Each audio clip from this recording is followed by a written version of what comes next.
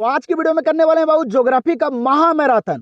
जैसे कि मैं आप लोग को हिंदी और हिस्ट्री का महामैराथन दे दिया हूं, आज की इस वीडियो में करने वाले हैं ज्योग्राफी का महामैराथन। जैसे कि आप लोग को पता है बाबू कि आज की इस वीडियो में करेंगे ज्योग्राफी का महामैराथन, जिसमें पूरे चैप्टर जितने भी ज्योग्राफी का चैप्टर है, सारे चैप्टर का निचोड़ प्रश्न एक ही वीडियो में पूरा ज्योग्राफी समाप्त, जानते हैं आप लोग। ठीक है, तो आज की इस वीडियो में ज्योग्राफी का महामैराथन करेंगे बाबू, जिसमें काफी सारे इंपॉर्टेंट सवाल है, जो बाबू पूछे गए सवाल है, गेसिंग किया गया सवाल है और पूरे बुक का निचोड़ सवाल है। हर एक चैप्टर से बाबू निचोड़ सवाल लिया गया है, तो आप लोग जो है एक ही वीडियो में पूरा ज्योग्राफी को खत्म कर सकते हैं। तो हम लोग ज्यादा समय नहीं लेंगे और करते हैं हम लोग वीडियो को स्टार्ट और करते हैं बाबू ज्योग्राफी का महामैराथन क्लास।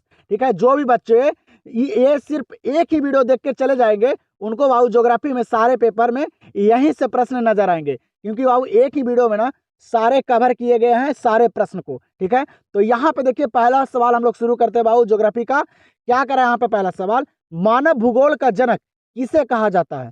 बाबू मानव भूगोल, जैसे आप लोग ज्योग्राफी पढ़ रहे हैं, भूगोल पढ़ रहे हैं, तो आप लोग बताइए, ये प्रश्न ना इंपॉर्टेंट है, एग्जाम में भी कई बार पूछे गए हैं।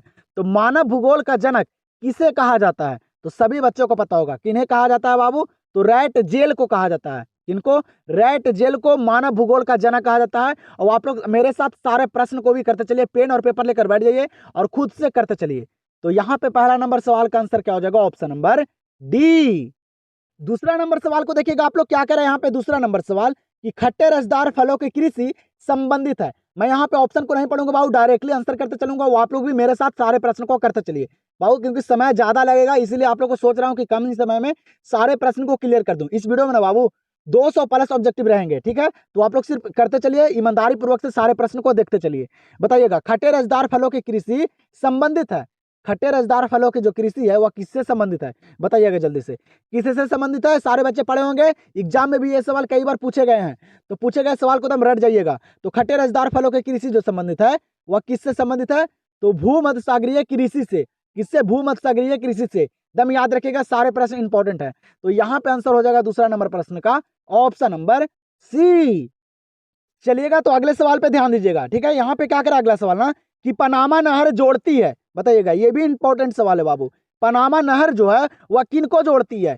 बताइएगा, सारे बाबू बुक का निचोड़ प्रश्न है, सारे इंपॉर्टेंट सवाल है, सिर्फ आप लोग कर लीजिए एक ही वीडियो में सारे प्रश्न को क्लियर। आप लोग को अलग से वीडियो को देखने का जरूरत नहीं पड़ेगा, सिर्फ महामैराथन को एक बार देखकर एग्जाम में चले जाना और सारे प्रश्न को कर कर आ जाइएगा। आप लोग देखे होंगे हिस्ट्री और हिंदी का, जिनमें काफी सारे इंपॉर्टेंट प्रश्न आप लोग को करवाए थे। काफी सारे बच्चे का कमेंट आया था बाबू, मैं देखकर बहुत खुश हुआ था सारे बच्चे का कमेंट पढ़कर, क्योंकि अच्छे कमेंट और अच्छे रिस्पॉन्स आए थे बच्चे की तरफ से। तो आप लोग को भी कह रहा हूँ, सिर्फ आप लोग देखकर एग्जाम में चले जाइए, आप लोग के लिए इतना मेहनत करता हूँ।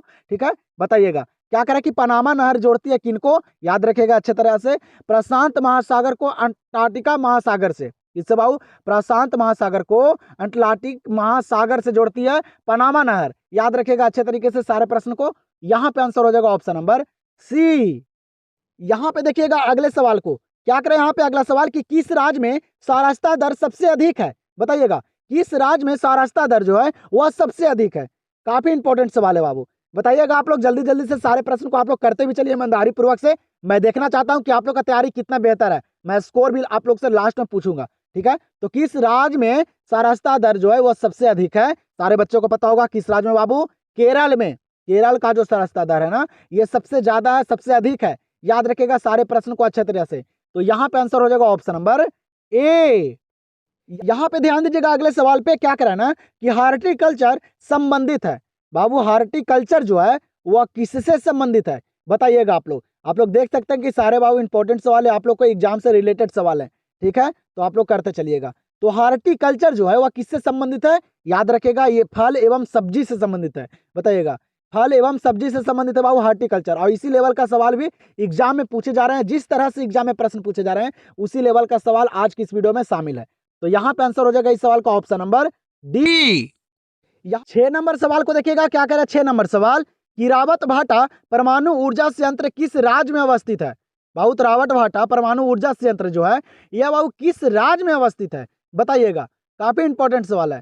बताइए जल्दी जल्दी से आप लोग सारे प्रश्न को करते चलिए।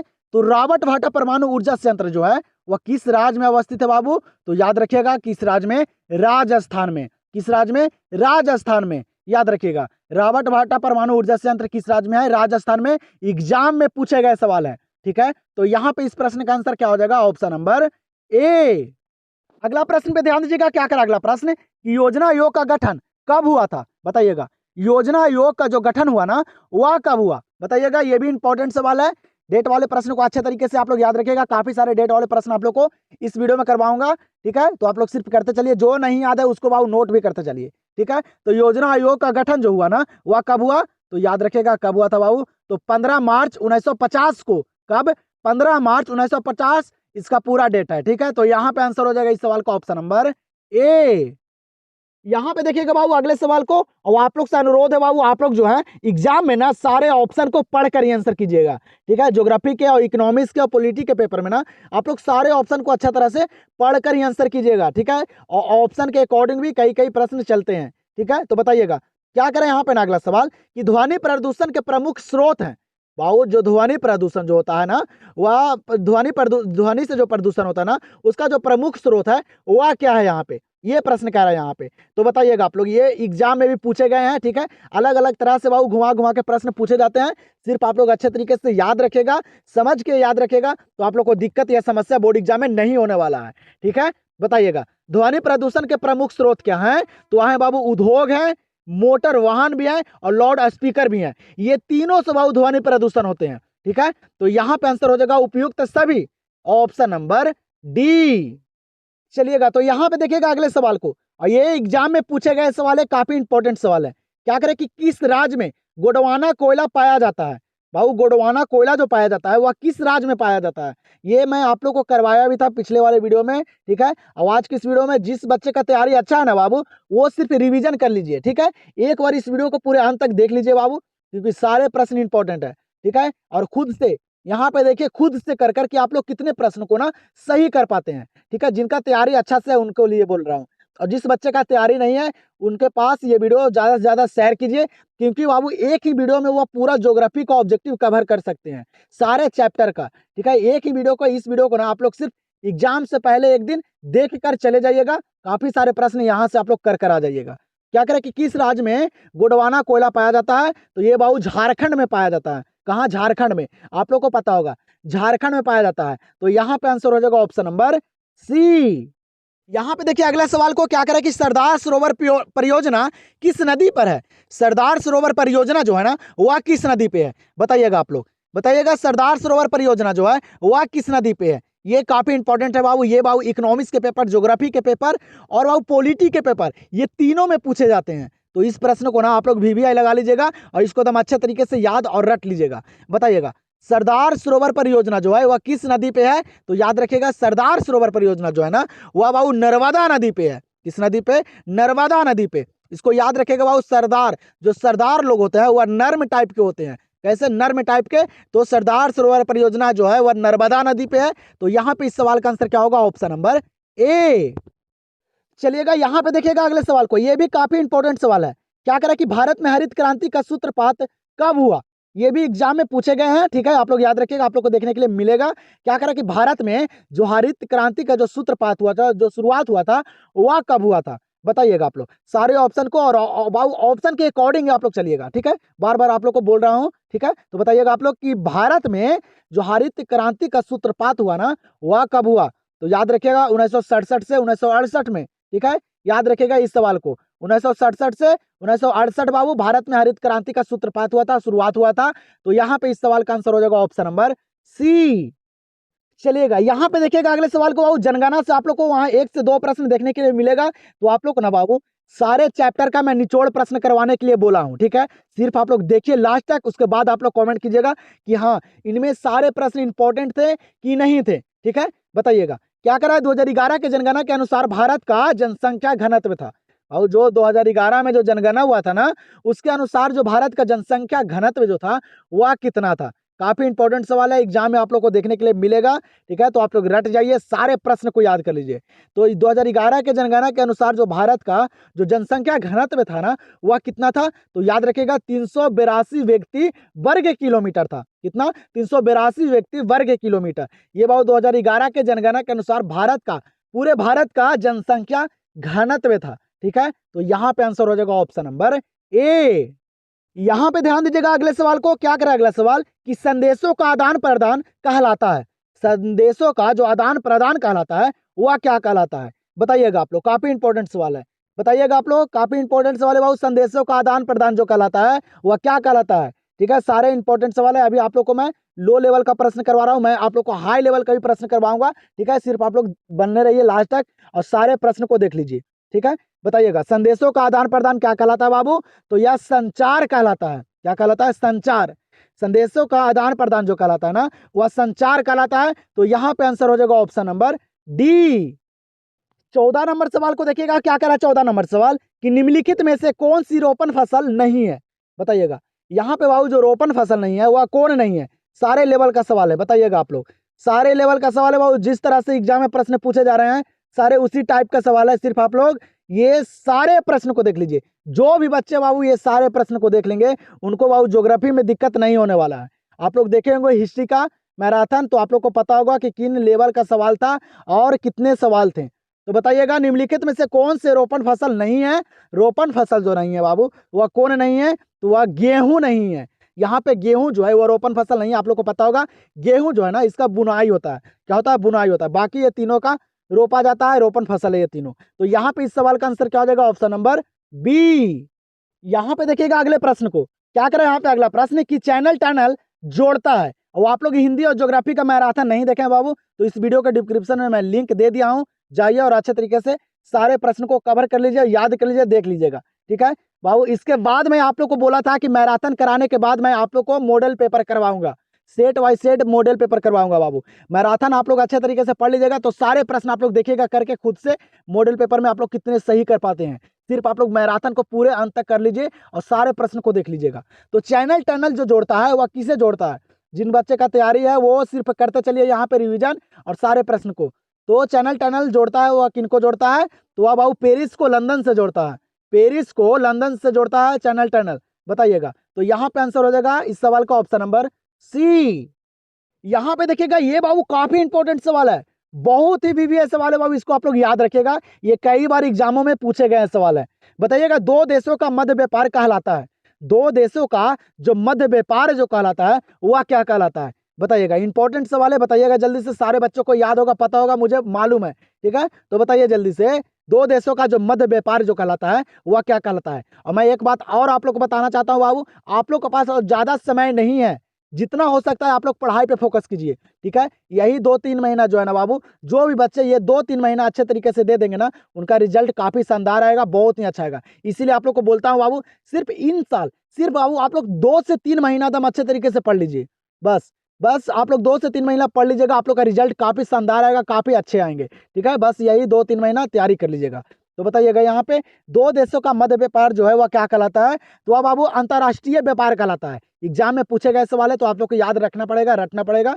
तो दो देशों का मध्य व्यापार जो कहलाता है वह अंतर्राष्ट्रीय व्यापार कहलाता है। यहाँ पे आंसर हो जाएगा ऑप्शन नंबर डी। यहाँ पे अगले सवाल को देखिएगा, क्या करा अगला सवाल कि भारत में पूर्ण जनगणना पहली बार कब हुई थी। भारत में जो पूर्ण जनगणना हुई पहली बार वह कब हुई थी, ये भी इंपॉर्टेंट सवाल है, बताइएगा आप लोग। जो पहली बार जो जनगणना हुई ना भारत में वह कब हुई थी। जनगणना से बाबू आप लोग को वहाँ प्रश्न देखने के लिए मिलेगा, सारे प्रश्न इस वीडियो में शामिल है। सिर्फ आप लोग ईमानदारी पूर्वक से सारे प्रश्न को देखिए और करते चलिए अच्छे तरह से। तो भारत में जो पूर्ण जनगणना जो पहली जनगणना हुई थी ना वह कब हुई थी, तो वह 1881 में हुई थी। कब, 1881 में। सारे प्रश्न को रट जाइए बाबू, अच्छे मार्क्स लाना है, अच्छे स्कोर करना है तो रटना पड़ेगा, मेहनत करना पड़ेगा। तो यहाँ पे इस सवाल का आंसर क्या हो जाएगा, ऑप्शन नंबर ए। यहाँ पे प्रश्न को देखिएगा, क्या करें कि निम्नलिखित में से कौन पेय फसल है, बताइएगा। यहाँ पे जो सवाल करा ना कि यहाँ पे बाबू जो पीने वाला फसल है, जो पेय फसल है वह कौन से फसल है। देखिएगा आप लोग इसी लेवल से सवाल आप लोग को एग्जाम में देखने के लिए मिलेगा, सिर्फ आप लोग अच्छे तरीके से पढ़ाई कीजिएगा तो कोई भी दिक्कत नहीं आएगा। बताइएगा निम्नलिखित में से कौन पेय फसल है, जो पीने वाला फसल है यहाँ पे वह कौन है, तो वह बाबू चाय भी है और कॉफी भी है, ये दोनों को पिया जाता है, ये दोनों पेय फसल है। तो यहाँ पे आंसर क्या होगा, दोनों, ए और बी दोनों। ठीक है, ऑप्शन नंबर सी। चलिएगा अगला प्रश्न को देखिएगा, क्या करा है ना कि हुगली औद्योगिक प्रदेश का केंद्र है। क्या करा है सवाल कि हुगली जो है ना वह औद्योगिक प्रदेश का केंद्र है बाबू, बताइएगा।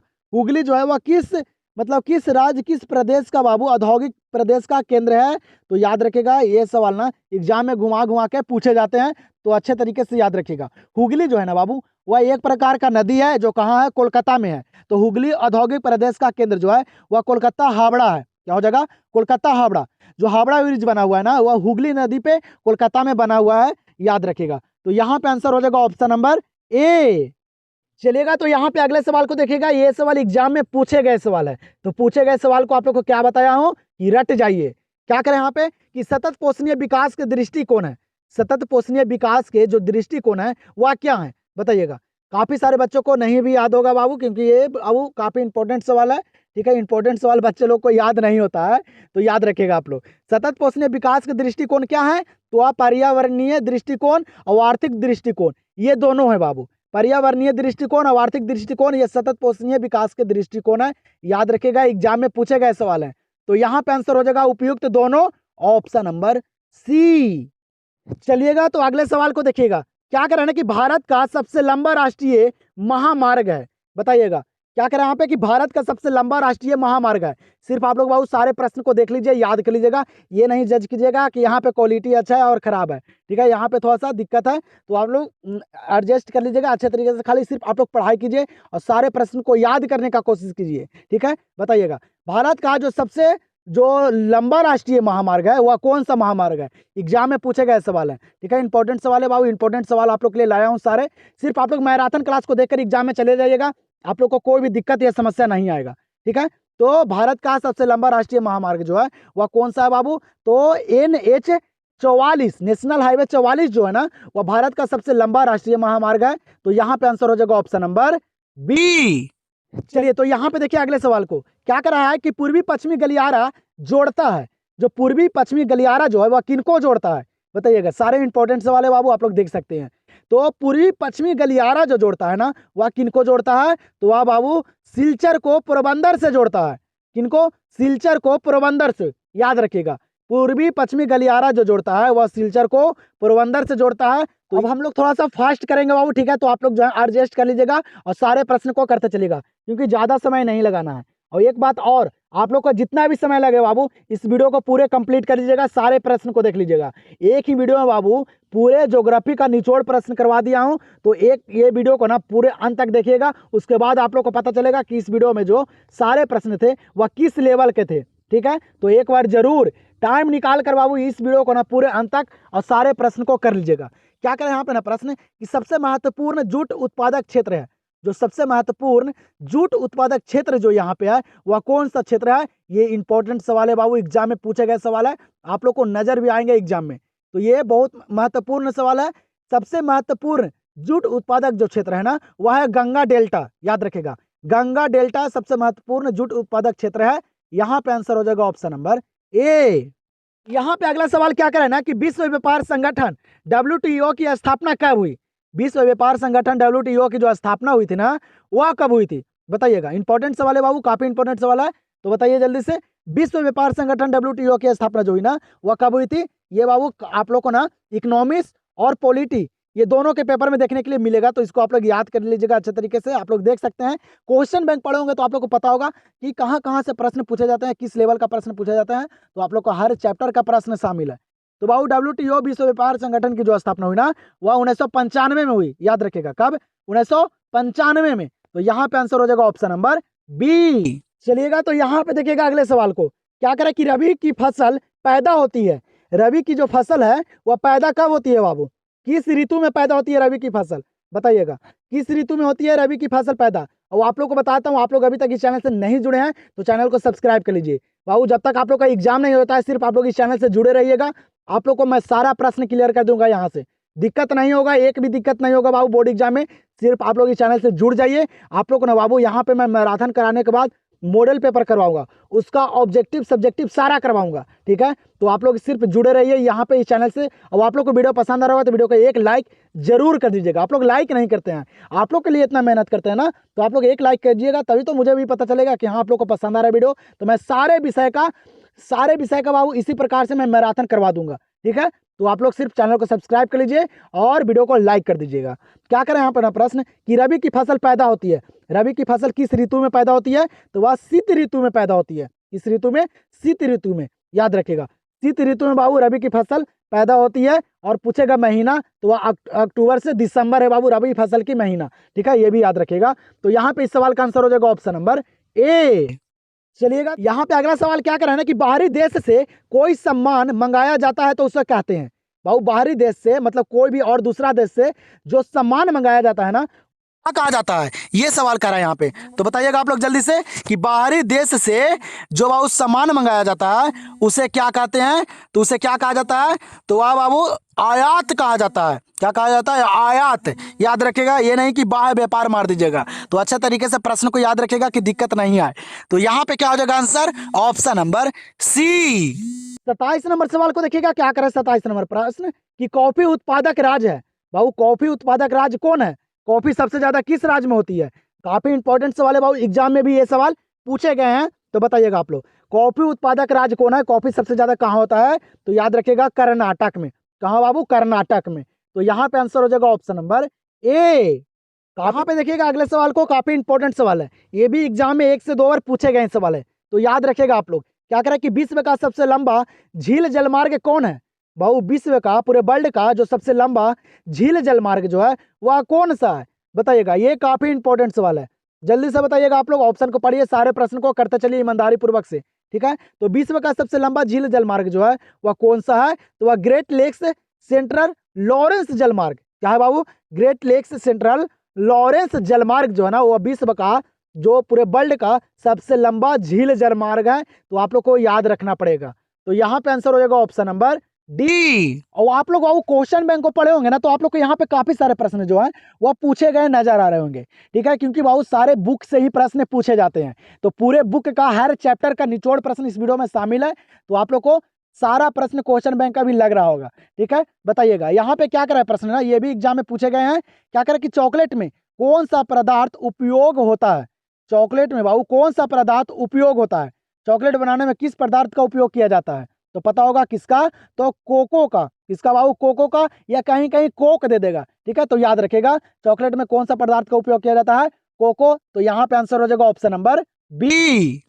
अगला सवाल को देखिएगा, ये सवाल इंपॉर्टेंट है बाबू, काफी भी सवाल है। क्या करे कि किस वर्ष विश्व की मानव जनसंख्या 6 अरब हुई? बाबू कौन सा वर्ष, किस वर्ष जो विश्व की जो मानव जनसंख्या थी ना वह 6 अरब हो गई थी? कितने? 6 अरब। इंपॉर्टेंट सवाल है, याद रखेगा डेट वाले प्रश्न को। तो किस वर्ष विश्व की मानव जनसंख्या जो है वह 6 अरब हुई थी? तो वह बाबू 1999 में। कब? 1999 में ना पूरे विश्व की जो मानव जनसंख्या थी ना वह कितने? तो 6 अरब हो गई थी। कितने? 6 अरब। तो यहाँ पे इस सवाल का आंसर क्या हो जाएगा? तो ऑप्शन नंबर डी। 31 नंबर सवाल को देखिएगा, क्या करे 31 नंबर सवाल कि सुंदरवन किस राज्य में स्थित है?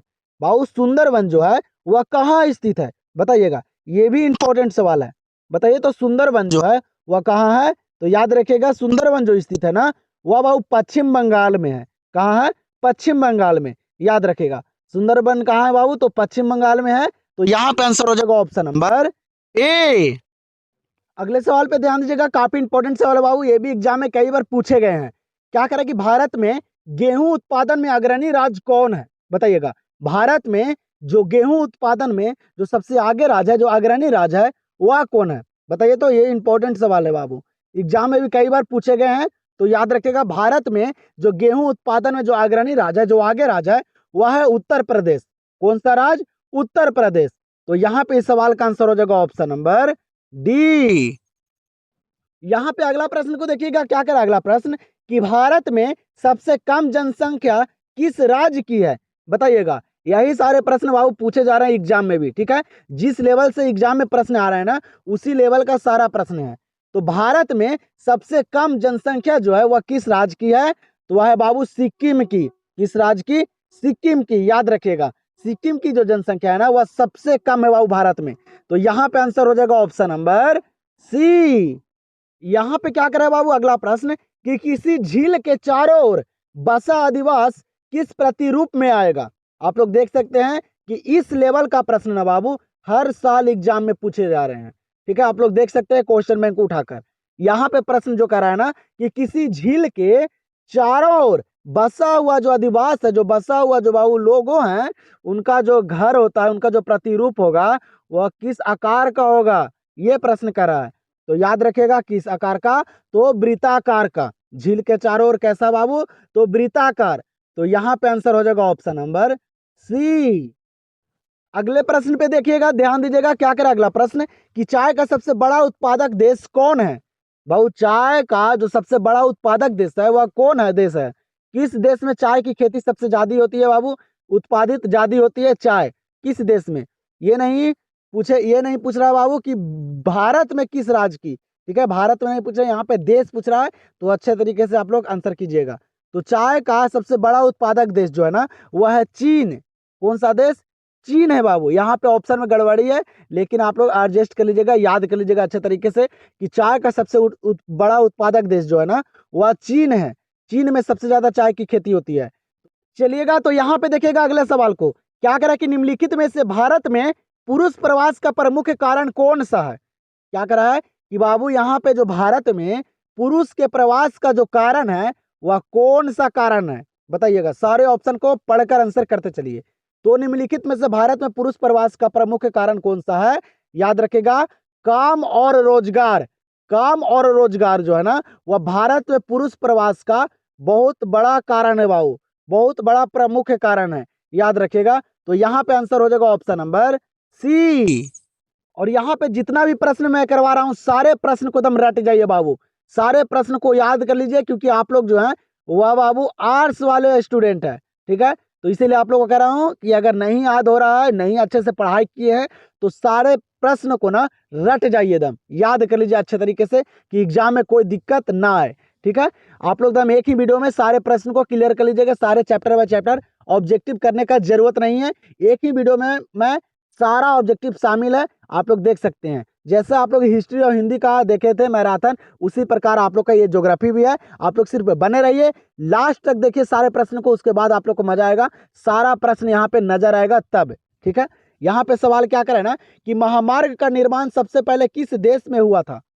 महामार्ग का बाबू जो सबसे पहले निर्माण जो हुआ ना, वह किस देश में हुआ, ये सवाल करा है, बताइएगा आप लोग। तो याद रखिएगा, महामार्ग का जो निर्माण हुआ सबसे पहले, वह जर्मनी में हुआ। कहाँ, जर्मनी में। अच्छे तरीके से सारे प्रश्न को याद रखिएगा, जो प्रश्न नहीं याद है।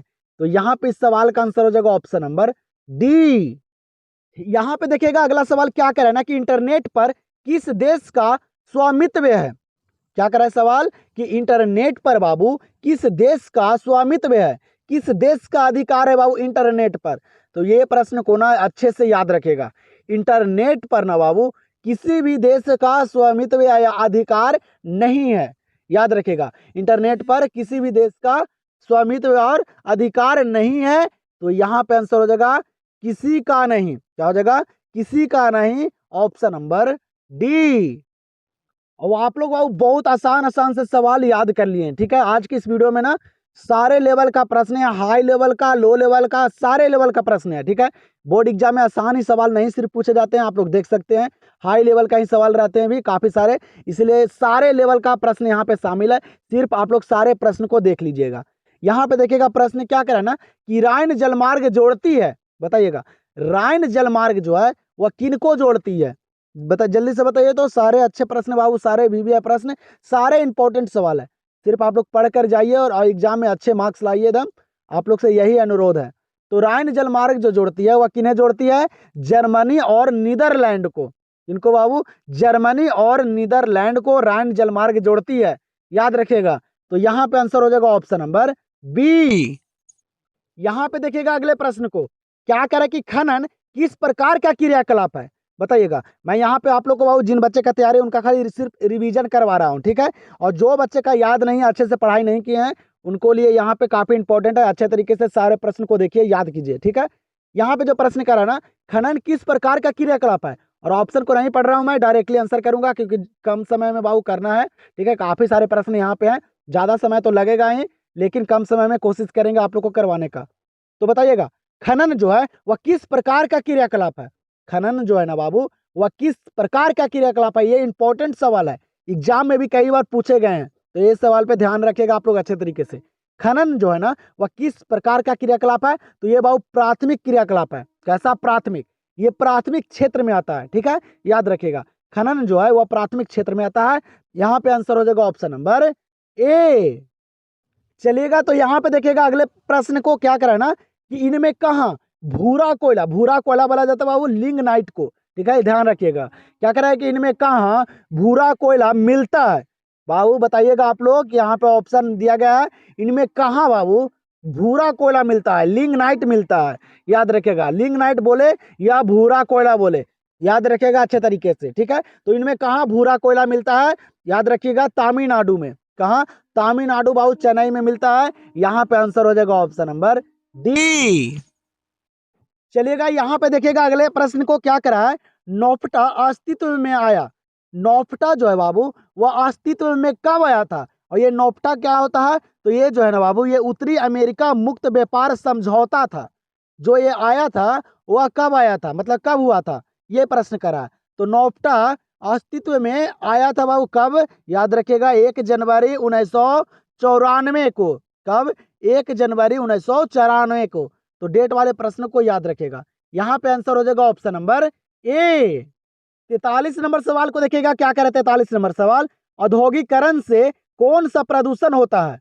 क्या करा है कि औद्योगिकरण से बाबू कौन सा प्रदूषण होता है, ये सवाल करा है, बताइएगा। औद्योगिकरण से कौन सा प्रदूषण होता है, सभी बच्चे को पता होगा। जल प्रदूषण, वायु प्रदूषण और ध्वनि प्रदूषण। ये तीनों प्रदूषण बाबू औद्योगिकरण के कारण होता है, ठीक है। अच्छे तरीके से दिमाग में हटा लीजिए, ये प्रश्न आप लोग को वहां नजर आएंगे, ठीक है। एक सवाल पूछे जाते हैं प्रदूषण से, तो याद रखिएगा। तो बाबू औद्योगिकरण से कौन सा प्रदूषण होता है, जल प्रदूषण, वायु प्रदूषण और ध्वनि प्रदूषण। ये तीनों प्रदूषण होते हैं। तो यहाँ पे आंसर होगा इनमें से सभी, ऑप्शन नंबर डी। यहाँ पे अगला प्रश्न क्या करा ना कि भारत में राज्यों की कुल संख्या कितनी है। ये प्रश्न मैं आप लोग को पीछे भी करवाया था, ठीक है।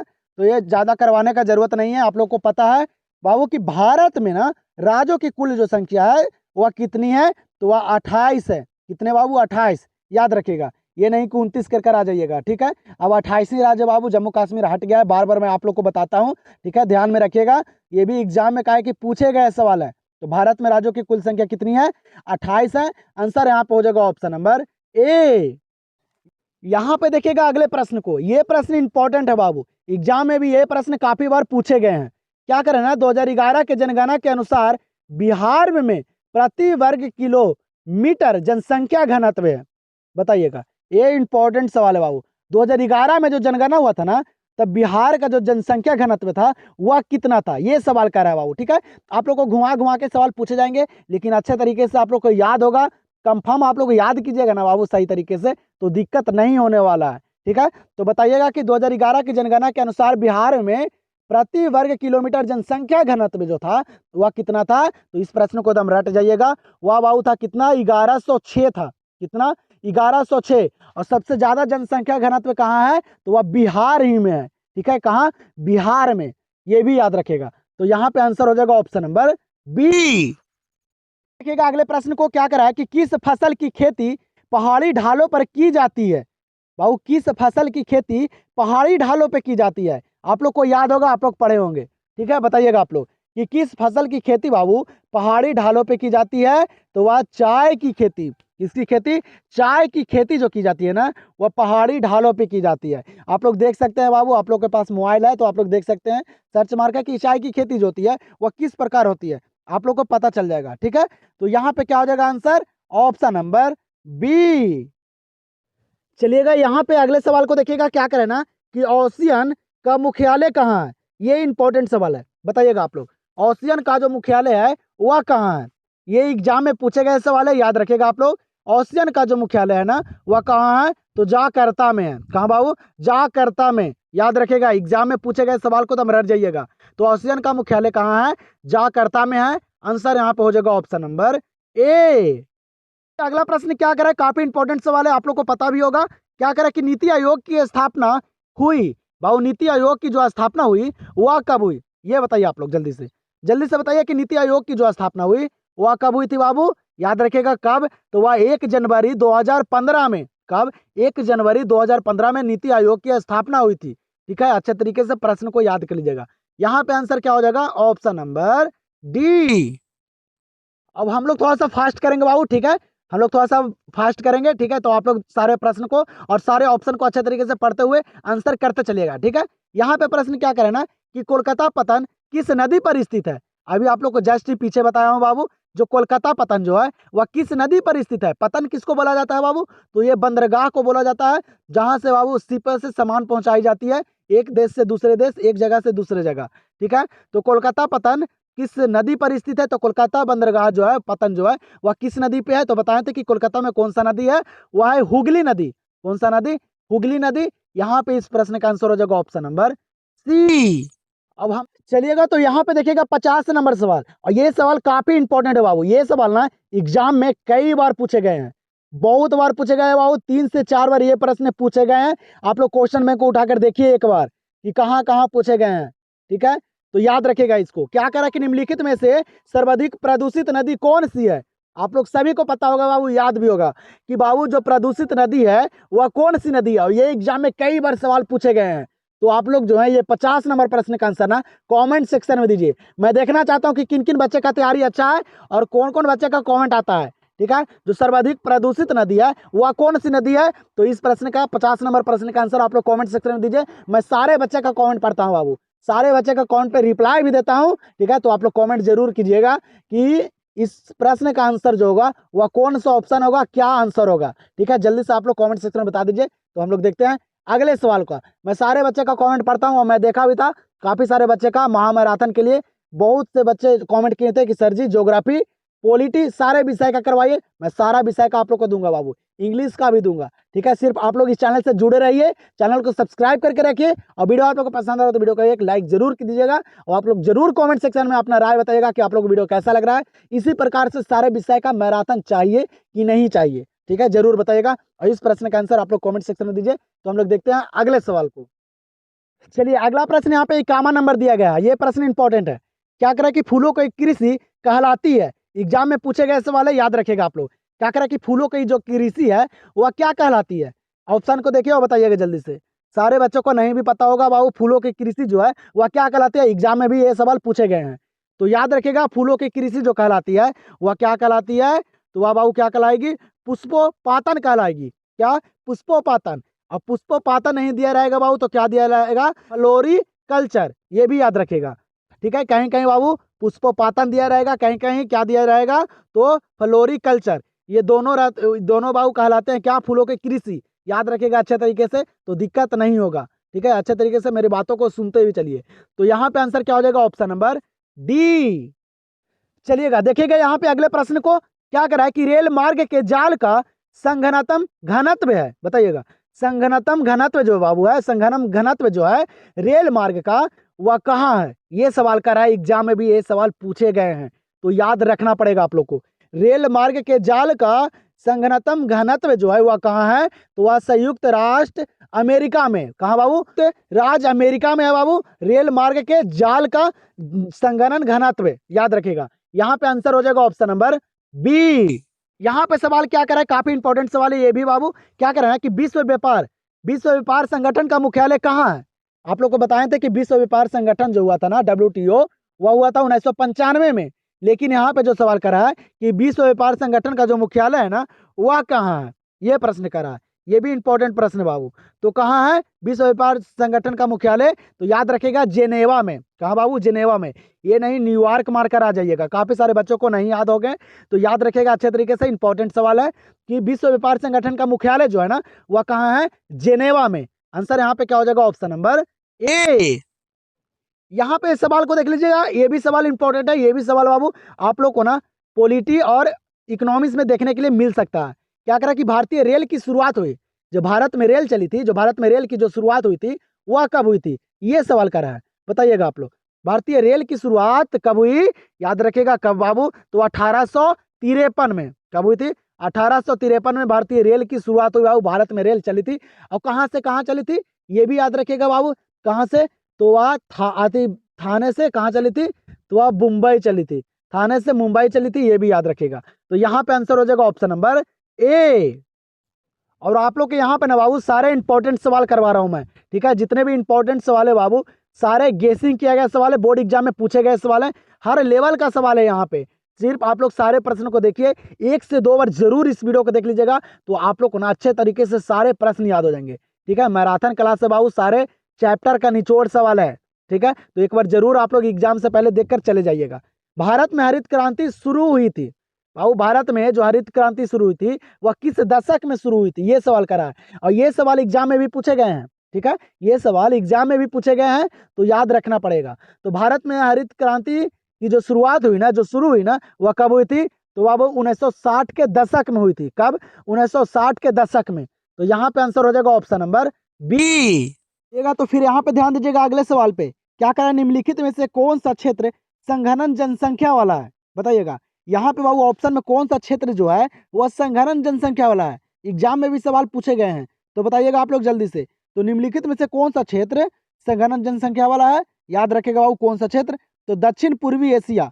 कौन सा क्षेत्र, दक्षिण पूर्वी एशिया जो है ना बाबू, ये क्षेत्र जो है वह संघनन जनसंख्या वाला क्षेत्र है। आंसर यहाँ पे हो जाएगा ऑप्शन नंबर ए।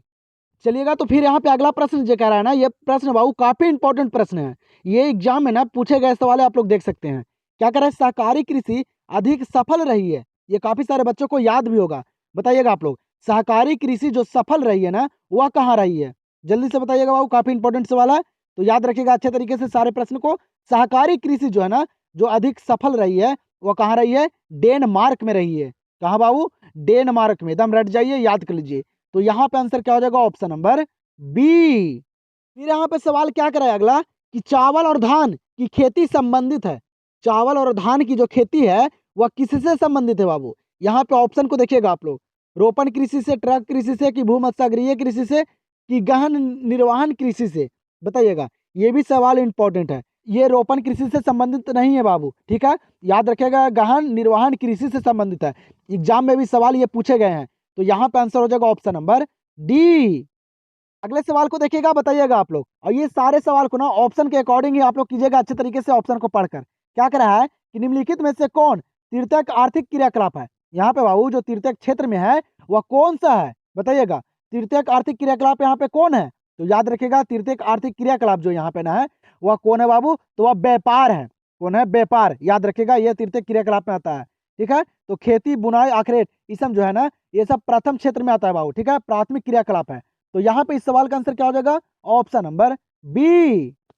चलिएगा, यहाँ पे सवाल को देखिएगा, क्या कर रहा है कि बिग इंच संबंधित है, ये भी इंपॉर्टेंट सवाल है, बताइएगा। आप लोग देख सकते हैं कि सारे बाबू इस वीडियो में ना सारे इंपॉर्टेंट सवाल है, सारे VBA सवाल है। ठीक है, बताइएगा बिग इंच संबंधित जो है वह किससे संबंधित है, याद रखिएगा बिग इंच जो संबंधित है ना, ये पाइपलाइन से संबंधित है, एग्जाम में भी ये सवाल पूछे गए हैं। ठीक है, आप लोग पढ़े हैं बाबू, आप लोग सोच रहे होंगे कि पूछे गए सवाल किस लिए मैं करवा रहा हूँ, बाबू पूछे गए सवाल रिपीट भी किए जाते हैं, और ये सारे सवाल जो है ना, ये बुक का ही सवाल है, हर चैप्टर का सवाल है। ठीक है, इसीलिए आप लोग को लग रहा है कि ये सवाल पूछे गए, क्यों करवा रहे हैं सारे सवाल को। ठीक है, तो सारे बाबू बुक ही का सवाल है, तो आप लोग को इस वीडियो में पूरे निचोड़ सवाल करवा रहा हूँ बुक का। ठीक है, तो बिग इंच संबंधित किससे है, पाइपलाइन से है। आंसर यहाँ पे हो जाएगा ऑप्शन नंबर ए। यहाँ पे देखिएगा अगले सवाल को, क्या करा है 2006 में विश्व की कितनी प्रतिशत आबादी नगरीय थी। क्या करा है कि 2006 में बाबू जो विश्व की, पूरे वर्ल्ड की जो कितने प्रतिशत आबादी जो थी ना, वह नगरीय आबादी थी। क्या, नगरीय आबादी, नगरीय आबादी और ग्रामीण आबादी, ये दोनों याद रखेगा बाबू। ठीक है, तो नगरीय आबादी कितनी थी 2006 में बाबू, पूरे विश्व की, भारत की नहीं पूछ रहा है, पूरे विश्व की। तो याद रखेगा कितनी थी, तो वह 50% थे। कितने बाबू, 50% बाबू आबादी थी नगरीय, कब, 2006 में। तो यहाँ पे आंसर हो जाएगा ऑप्शन नंबर बी। ये सवाल को देखिएगा बाबू, ये भी सवाल इंपॉर्टेंट है। क्या करें, यहाँ पे प्रश्न है कि भारत में आगामी जनगणना किस वर्ष होने वाली है। भारत में बाबू जो आगामी जनगणना जो होने वाली थी वह किस वर्ष होने वाली थी, बताइएगा आप लोग। तो याद रखेगा, यहाँ पे आप लोग को बताया था मैं कि आप लोग ऑप्शन के अकॉर्डिंग चलिएगा। बाबू जनगणना जो है ना, वह 2021 में होने वाली थी। कब, 2021 में। लेकिन अब जो है ये 2021 में नहीं होगी। कहा है कि बाबू 2021 में नहीं हुआ, इस कारण से क्योंकि 2021 में ना लॉकडाउन लगा हुआ था कोरोना वायरस के चलते। ठीक है, इसीलिए जो आगामी जनगणना जो होने वाला था 2021 में वह नहीं हो पाया है। इसीलिए अब आगामी जनगणना जो होगा ना, जो आगे जनगणना होगा ना, वह 2027 में होगा। याद रखिएगा बाबू अच्छे तरीके से, कब होगा, अब 2027 में। जब भी एग्जाम में पूछेगा तो 2027 मार्कर आइएगा, अगर एग्जाम में रहेगा सवाल तब, नहीं तो 2021 कर आइएगा। तो यहाँ पे बाबू इस एक ऑप्शन के अकॉर्डिंग यहाँ पे आंसर क्या हो जाएगा, ऑप्शन नंबर डी। चलिएगा, यहाँ पे सवाल क्या करा है कि इनमें से कौन उत्तर भारत में रबी की फसल है। उत्तर भारत में बाबू कौन सी जो है वह रबी फसल होती है, बताइएगा आप लोग। ये सारे बाबू रबी फसल का नाम दिया गया है, आप लोग याद कर लीजिएगा। रबी फसल पूछेगा कि रबी फसल पूछेगा यहाँ पे कि और रबी फसल कौन है, तो याद रखेगा गेहूं, कपास, बाजरा और मक्का, ये तीनों क्या है बाबू, रबी फसल है। याद रखेगा अच्छे तरीके से। तो वही पूछ रहा है कि उत्तर भारत में बाबू रबी की फसल जो होती है वह कौन सी फसल होती है उत्तर भारत में। तो याद रखेगा कौन सी फसल बाबू, तो वह गेहूं। गेहूं जो है ना ये उत्तर भारत में होती है बाबू, ठीक है, रबी फसल।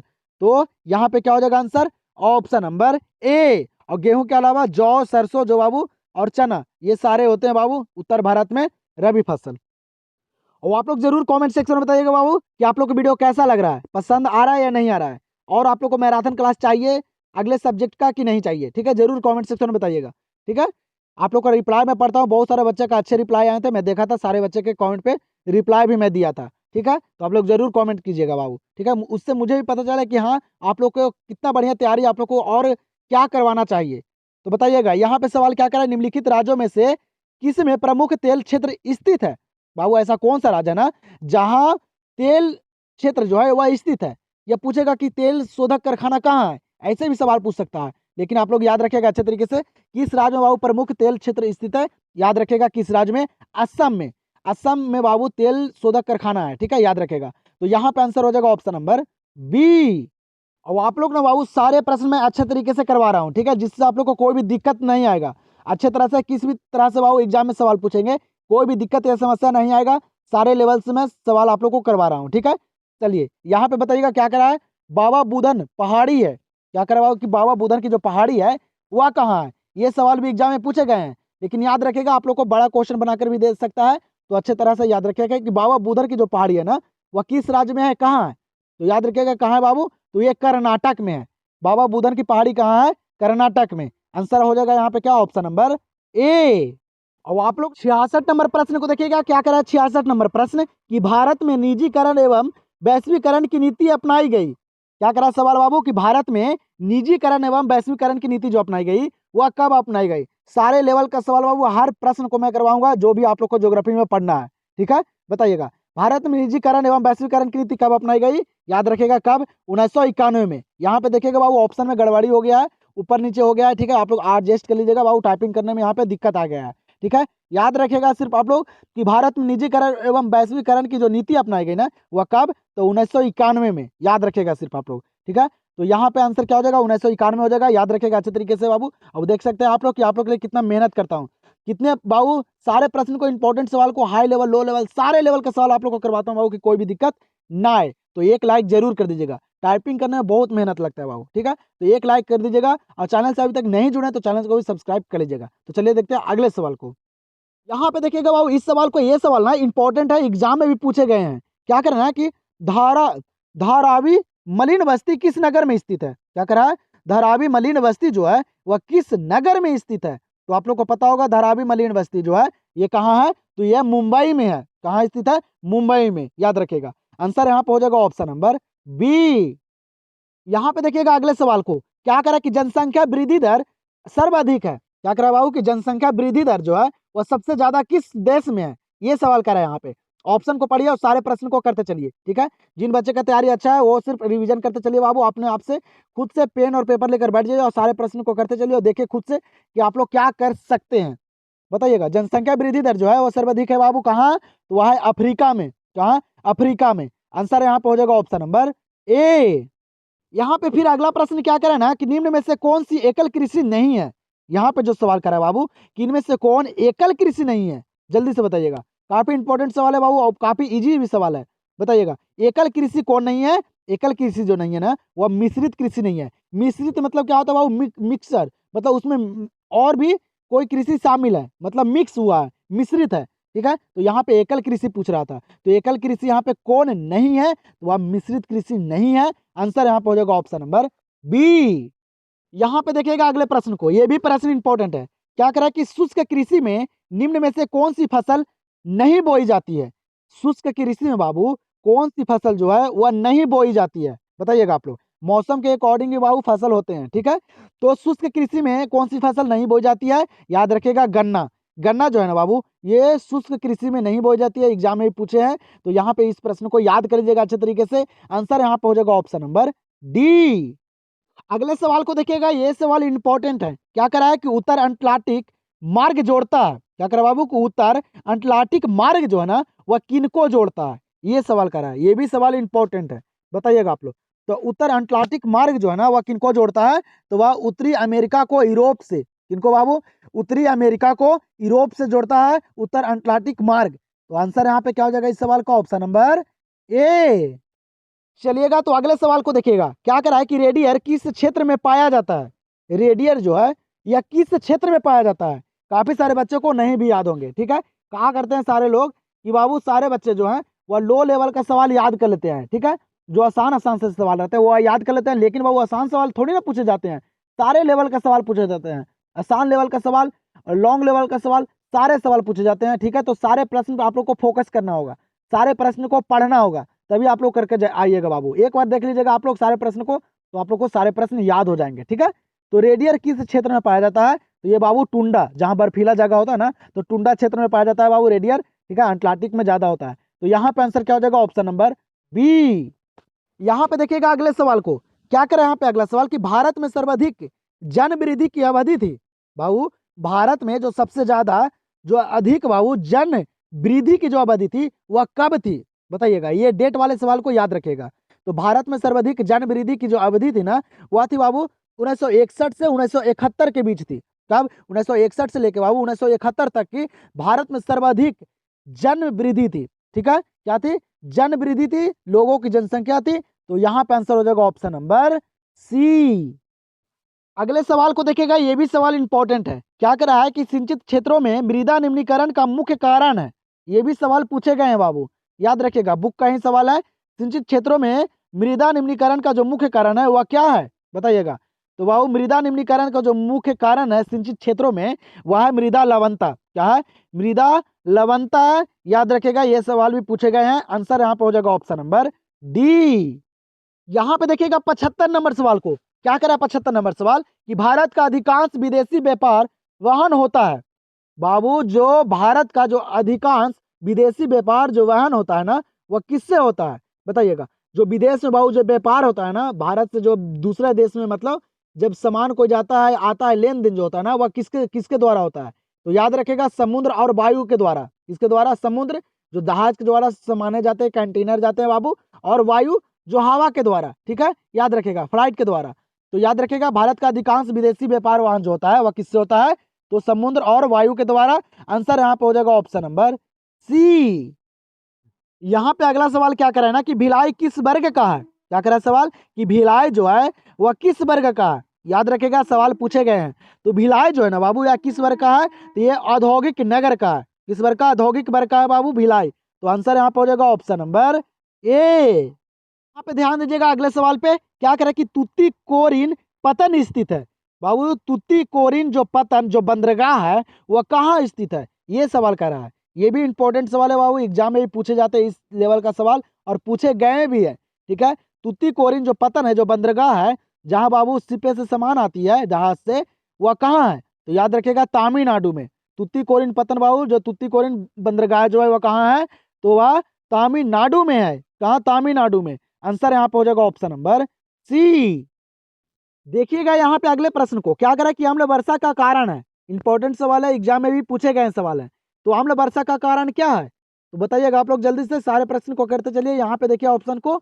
तो अम्ल वर्षा का जो कारण है ना वह है बाबू वायु प्रदूषण। क्या होता है? वायु प्रदूषण। याद रखिएगा, एग्जाम में पूछे गए सवाल है। आंसर यहाँ पे हो जाएगा ऑप्शन नंबर सी। चलिएगा देखिएगा यहाँ पे ये भी सवाल इंपॉर्टेंट है। कह रहा है क्या बाबू कि निम्नलिखित में से कौन प्राथमिक क्रियाकलाप है? आप लोग को पीछे ही बताया हूँ। बताइएगा यहाँ पे बाबू कौन जो है वो प्राथमिक क्रियाकलाप है।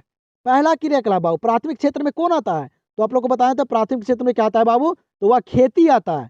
खेती, कृषि, आप लोग को बताया था मत्स्य पालन, ये सारे क्या आते हैं? तो ये सारे प्राथमिक क्षेत्र में आते हैं बाबू, प्राथमिक क्रियाकलाप है। तो आंसर यहाँ पे क्या हो जाएगा? Option number A. यहाँ पे सवाल क्या करे कि खट्टो फलों की कृषि संबंधित है। बाबू खट्टे फलों की जो कृषि संबंधित है यह किससे संबंधित है बताइएगा, ये भी इंपॉर्टेंट सवाल है। तो खट्टे फलों की जो कृषि संबंधित है वह भूमध्यसागरीय कृषि से है। किससे? भूमध्यसागरीय कृषि से, याद रखिएगा। आंसर यहाँ पे हो जाएगा ऑप्शन नंबर सी। 81 नंबर प्रश्न को देखिएगा, क्या करे 81 नंबर प्रश्न कि हरिके बांध किस राज्य में है। ये बाबू पूछे गए सवाल है, ठीक है, बताइएगा आप लोग 2024 में ये सवाल पूछे गए थे। हरिके बांध जो है ना वह किस राज्य में है बताइएगा। आप लोग देख सकते हैं कि सारे लेवल का सवाल है बाबू, हर एक चैप्टर का निचोड़ सवाल है। बताइएगा आप लोग हरिके बांध जो है यह किस राज्य में है बाबू, तो यह पंजाब में है, याद रखिएगा। हरिके बांध किस राज्य में है? पंजाब में। आंसर हो जाएगा ऑप्शन नंबर बी। चलिएगा अगले सवाल पे ध्यान दीजिएगा, क्या करा अगला सवाल यहाँ पे कि भारत का सबसे लंबा राष्ट्रीय जलमार्ग कौन है। भारत का जो सबसे लंबा राष्ट्रीय जल मार्ग जो है वह कौन है। इंपॉर्टेंट सवाल है, आप लोग बताइए जल्दी से। तो भारत का सबसे लंबा राष्ट्रीय जल मार्ग जो है वह राष्ट्रीय जल मार्ग संख्या पहला है। क्या है बाबू? राष्ट्रीय जल मार्ग संख्या पहला जो है ना यह भारत का सबसे लंबा राष्ट्रीय जल मार्ग है, याद रखेगा। एग्जाम में आप लोग को देखने के लिए मिलेगा, ये सवाल भी पूछे गए हैं। तो आंसर यहाँ पे क्या हो जाएगा? Option number A.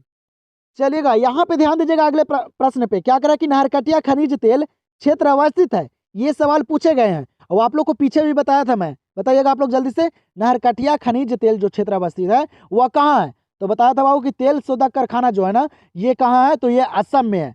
तो नहरकटिया खनिज तेल क्षेत्र अवस्थित जो है ये कहाँ हो जाएगा? असम में ही हो जाएगा, आप लोग याद रखेगा। तो आंसर यहाँ पे हो जाएगा बाबू ऑप्शन नंबर बी।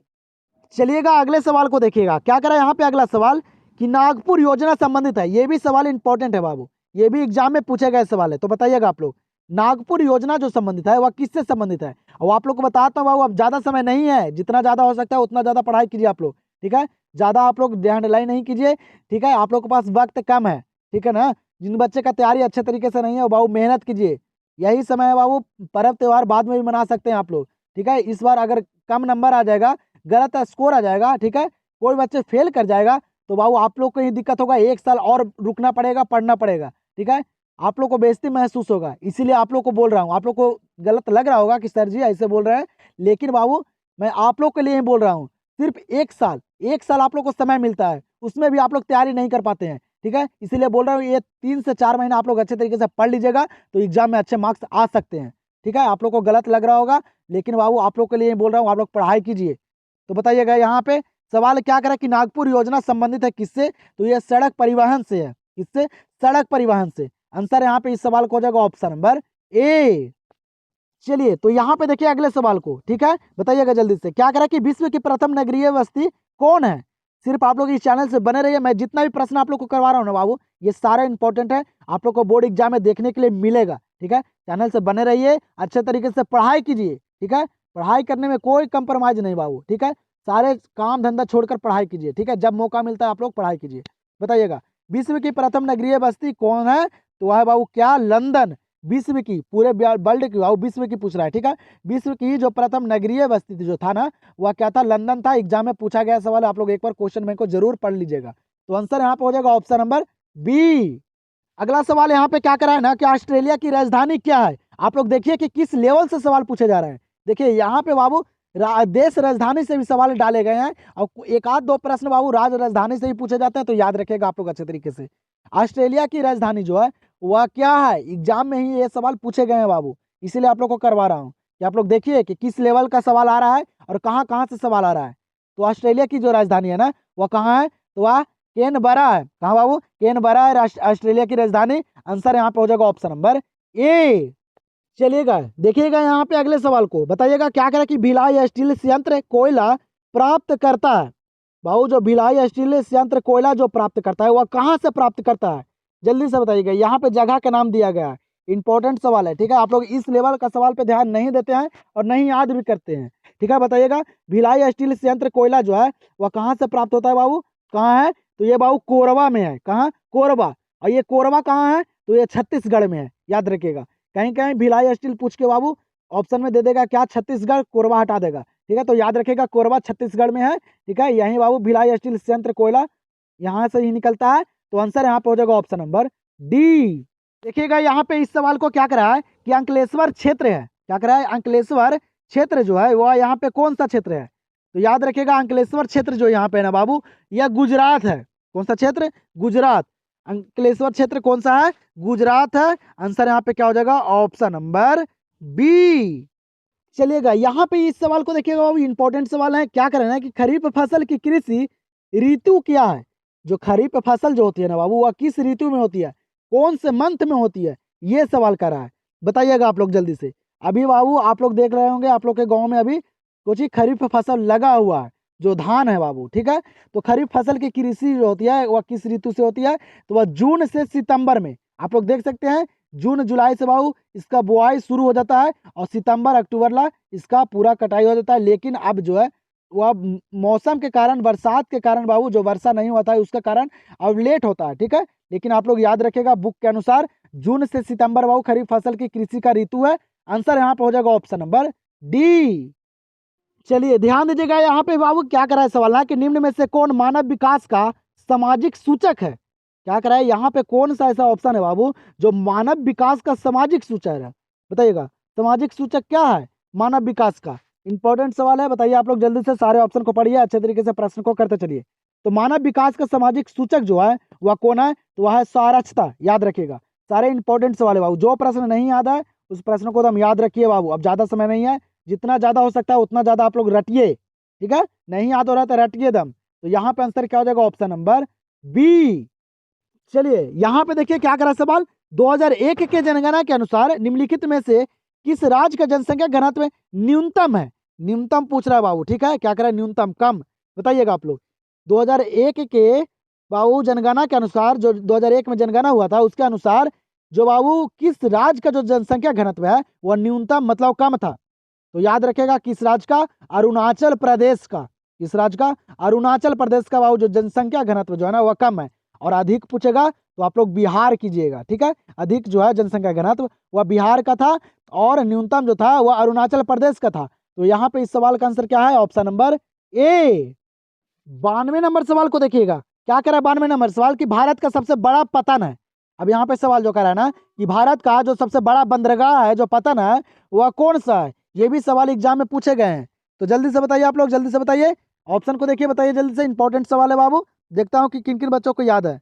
तो याद रखेगा, नहीं याद है तो कि भारत का जो सबसे बड़ा पतन जो है वह है मुंबई। कौन है बाबू? मुंबई। याद रखेगा, आंसर यहाँ पे हो जाएगा ऑप्शन नंबर ए। अगले सवाल को देखिए क्या करा है कि बिग इंच पाइपलाइन परिवाहित करता है। बाबू बिग इंच पाइपलाइन जो है वह परिवाहित क्या करता है? एग्जाम में पूछे गए सवाल है, इसीलिए आप लोग को करवा रहा हूँ, ठीक है। आप लोग को लग रहा होगा कि ये सारे प्रश्न कहाँ से आ रहे हैं, बुक से लग रहा है कि नहीं है, ठीक है। तो याद रखेगा बाबू एग्जाम में पूछे गए सवाल है, सारे बुक का ही सवाल है, पढ़े होंगे तब। बिग इंच पाइपलाइन परिवाहित है बाबू, क्या करता है प्रवाहित? तो वह पेट्रोलियम। क्या करता है? पेट्रोलियम। याद रखेगा, आंसर हो जाएगा यहाँ पे ऑप्शन नंबर सी। चलिएगा यहाँ पे देखिएगा बाबू इस सवाल को, ये भी सवाल इंपॉर्टेंट है। क्या करा है ना यहाँ पे सवाल कि किस प्रदूषण द्वारा सर्वाधिक बीमारियां होती है? बताइएगा किस प्रदूषण द्वारा बाबू सबसे ज्यादा बीमारियां होती है? बीमारी की बात करा है यहाँ पे। तो याद रखेगा किस प्रदूषण द्वारा सर्वाधिक बीमारियां होती है? वह जल प्रदूषण द्वारा। इस प्रदूषण द्वारा बाबू, जल प्रदूषण द्वारा सर्वाधिक बीमारियां होती है। तो यहाँ पे आंसर क्या हो जाएगा? Option number B. और आप लोग याद रखेगा बाबू, जल जब भी पीजिएगा अच्छे से पीजिएगा, क्योंकि बाबू सबसे ज्यादा बीमारी जो हो रही है वह जल के प्रदूषण के द्वारा, इसीलिए आप लोग शुद्ध जल अच्छे से पीजिएगा, ठीक है। जल को सुरक्षित और अच्छे से रखिएगा। अगले सवाल पे ध्यान दीजिएगा, क्या करें ना कि केंद्र सरकार द्वारा चलाई गई हरियाली प्रोजेक्ट संबंधित है। क्या करा है कि केंद्र सरकार द्वारा चलाई गई बाबू हरियाली प्रोजेक्ट जो संबंधित है वह किससे संबंधित है? इंपॉर्टेंट सवाल है बाबू, काफी इंपॉर्टेंट सवाल है। बताइएगा आप लोग जल्दी से, बताइएगा कि केंद्र सरकार द्वारा बाबू चलाई गई हरियाली प्रोजेक्ट संबंध जो है वह किससे है? तो वह वायु संरक्षण से भी है और जल संरक्षण से भी है। ये दोनों से है, वायु संरक्षण से, जल संरक्षण से, दोनों बाबू। हरियाली जो पेड़ पौधा लगाया जाता है उससे वायु भी संरक्षण मतलब सुरक्षित रहेगा और जल भी। आंसर यहाँ पे हो जाएगा ऑप्शन नंबर सी। अगले सवाल को देखिए, ये भी सवाल इंपॉर्टेंट है। क्या करें कि किस नगर को दक्षिण भारत का मैनचेस्टर कहा जाता है? क्या करें सवाल कि किस नगर को बाबू दक्षिण भारत का मैनचेस्टर कहा जाता है? मैनचेस्टर जो कहा जाता है वह दक्षिण भारत के किस नगर को कहा जाता है? याद रखेगा किस नगर को बाबू? तो वह कहा जाता है कोयम्बटूर को। किसको? कोयम्बटूर को। इसको बाबू कहा जाता है क्या? दक्षिण भारत का मैनचेस्टर। याद रखेगा, इंपॉर्टेंट सवाल है। आंसर हो जाएगा यहाँ पे ऑप्शन नंबर सी।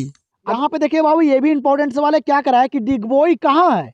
डिगबोई जो है वह कहाँ है? और डिगबोई क्या है बाबू? तो डिगबोई जो है ना, ये तेल शोधक कारखाना है। ठीक है, याद रखिएगा। डिगबोई कहाँ है बाबू? ये जगह तो ये असम में है। कहाँ है? असम में। याद रखिएगा, जितने भी तेल शोधक कारखाना है बाबू, वो सबसे ज्यादा असम में ही है।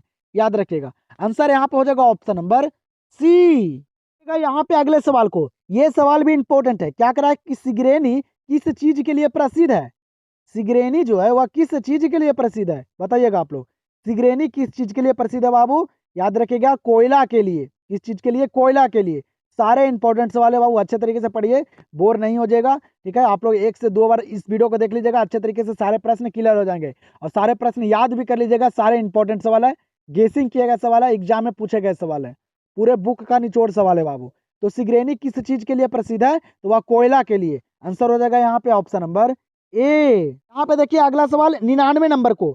99 नंबर प्रश्न क्या कराना है कि मसाई क्या है? क्या करा सवाल बाबू कि मसाई जो है यह क्या है? बताइएगा, मसाई क्या है? तो याद रखिएगा, मसाई जो है ना, ये बाबू एक जनजाति है। क्या है? एक जनजाति है, एक प्रकार का जनजाति है मसाई। याद रखिएगा, सारे प्रश्न को रट जाइए, याद कर लीजिए बाबू। कहीं से भी प्रश्न पूछे, कोई भी दिक्कत नहीं आना चाहिए। आप लोग एकदम पूरे में पूरे ऑब्जेक्टिव सही कर आइए। ठीक है, तो मसाई क्या है? तो एक जनजाति है। आंसर हो जाएगा यहाँ पे ऑप्शन नंबर बी। चलिए बाबू, यहाँ पे देखिएगा 100 नंबर प्रश्न। हम लोग 100 प्रश्न कर चुके हैं जो काफी इंपॉर्टेंट थे। ठीक है, अब हम लोग करेंगे और ढेर सारे प्रश्न, सिर्फ आप लोग देखते चलिए। ठीक है, टाइम निकाल कर एकदम अच्छे तरीके से पढ़ाई करते चलिए। 1 दिन 2 दिन जितना समय लगा वो आप लोग इस वीडियो को एकदम कंप्लीट कर लीजिएगा अच्छे तरीके से। बताइएगा, सिक्किम की राजधानी है बाबू, बताए थे आप लोग को कि बाबू राज्य राजधानी से और देश राजधानी से दोनों से प्रश्न पूछे जा रहे हैं। ठीक है, ये प्रश्न बाबू राज्य राजधानी से है और ये सवाल पूछे गए हैं एग्जाम में, तो आप लोग बता सकते हैं। तो आप लोग जल्दी से ये 100 नंबर प्रश्न का आंसर भी कमेंट सेक्शन में बताइए। ठीक है, 50 नंबर एक सवाल दिया था आप लोग को और ये 100 नंबर भी, जिससे मुझे भी पता चले कि आप लोग जो है ये 100 नंबर प्रश्न तक आप लोग कर चुके हैं, क्योंकि सारे प्रश्न इंपॉर्टेंट है। मुझे भी पता चलेगा कि हाँ, सारे बच्चे लोग 100 नंबर प्रश्न तक कर लिए हैं, अच्छे तरीके से सारे प्रश्न को देख लिए हैं। तो जल्दी से आप लोग ये 100 नंबर प्रश्न का आंसर कमेंट सेक्शन में बताइए कि सिक्किम की राजधानी क्या है। सारे बच्चों को पता होगा। ठीक है, तो जल्दी से कमेंट कीजिए, हम लोग देखते हैं अगले सवाल को। चलिएगा, तो देखिए यहाँ पे 101 नंबर सवाल बाबू, काफी इंपॉर्टेंट सवाल है। ठीक है, अब यहाँ से ना बाबू आप लोग को काफी इंपॉर्टेंट सवाल नजर आएंगे जो एग्जाम में कई बार रिपीट किए जाते हैं। ठीक है, ध्यान पूर्वक से आप लोग अच्छे तरीके से सारे प्रश्न को करते चलिए। लाल कॉलर का संबंध है बाबू, बताइएगा, लाल कॉलर का जो संबंध है वह किससे संबंध है? एग्जाम में भी ये सवाल पूछे गए हैं। तो याद रखिएगा, प्राथमिक क्रिया से। किससे? प्राथमिक क्रिया से बाबू लाल कॉलर का संबंध है, प्रथम क्षेत्र से संबंधित है। आंसर यहाँ पे हो जाएगा ऑप्शन नंबर ए। अगले प्रश्न पे ध्यान दीजिएगा। क्या करा अगला प्रश्न कि डॉक्टर महबूब उलक मूल निवासी थे।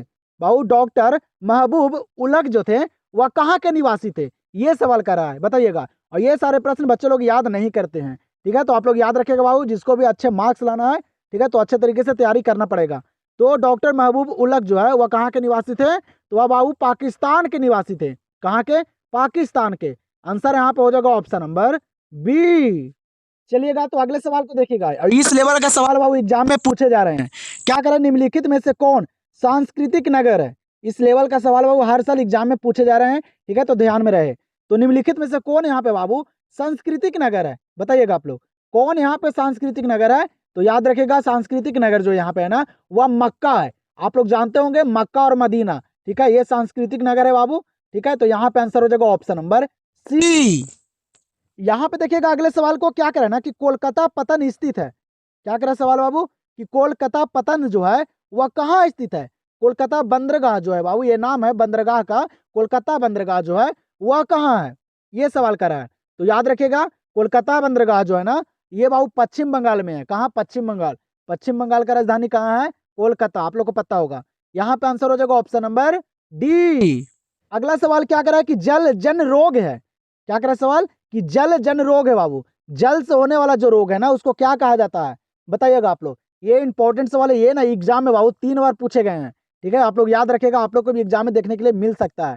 ठीक है, तो इसीलिए बोलता हूँ कि आप लोग पूछे गए सवाल को याद रखेगा। वहाँ 1 से 2 प्रश्न, बहुत सारे प्रश्न बाबू लेकिन आ जाते हैं वहाँ। ठीक है, पूछे गए सवाल में से। ठीक है, तो याद रखेगा, जल जन रोग जो है वह क्या है? तो वह अतिसार है। अतिसार के कारण बाबू जल जन रोग होता है।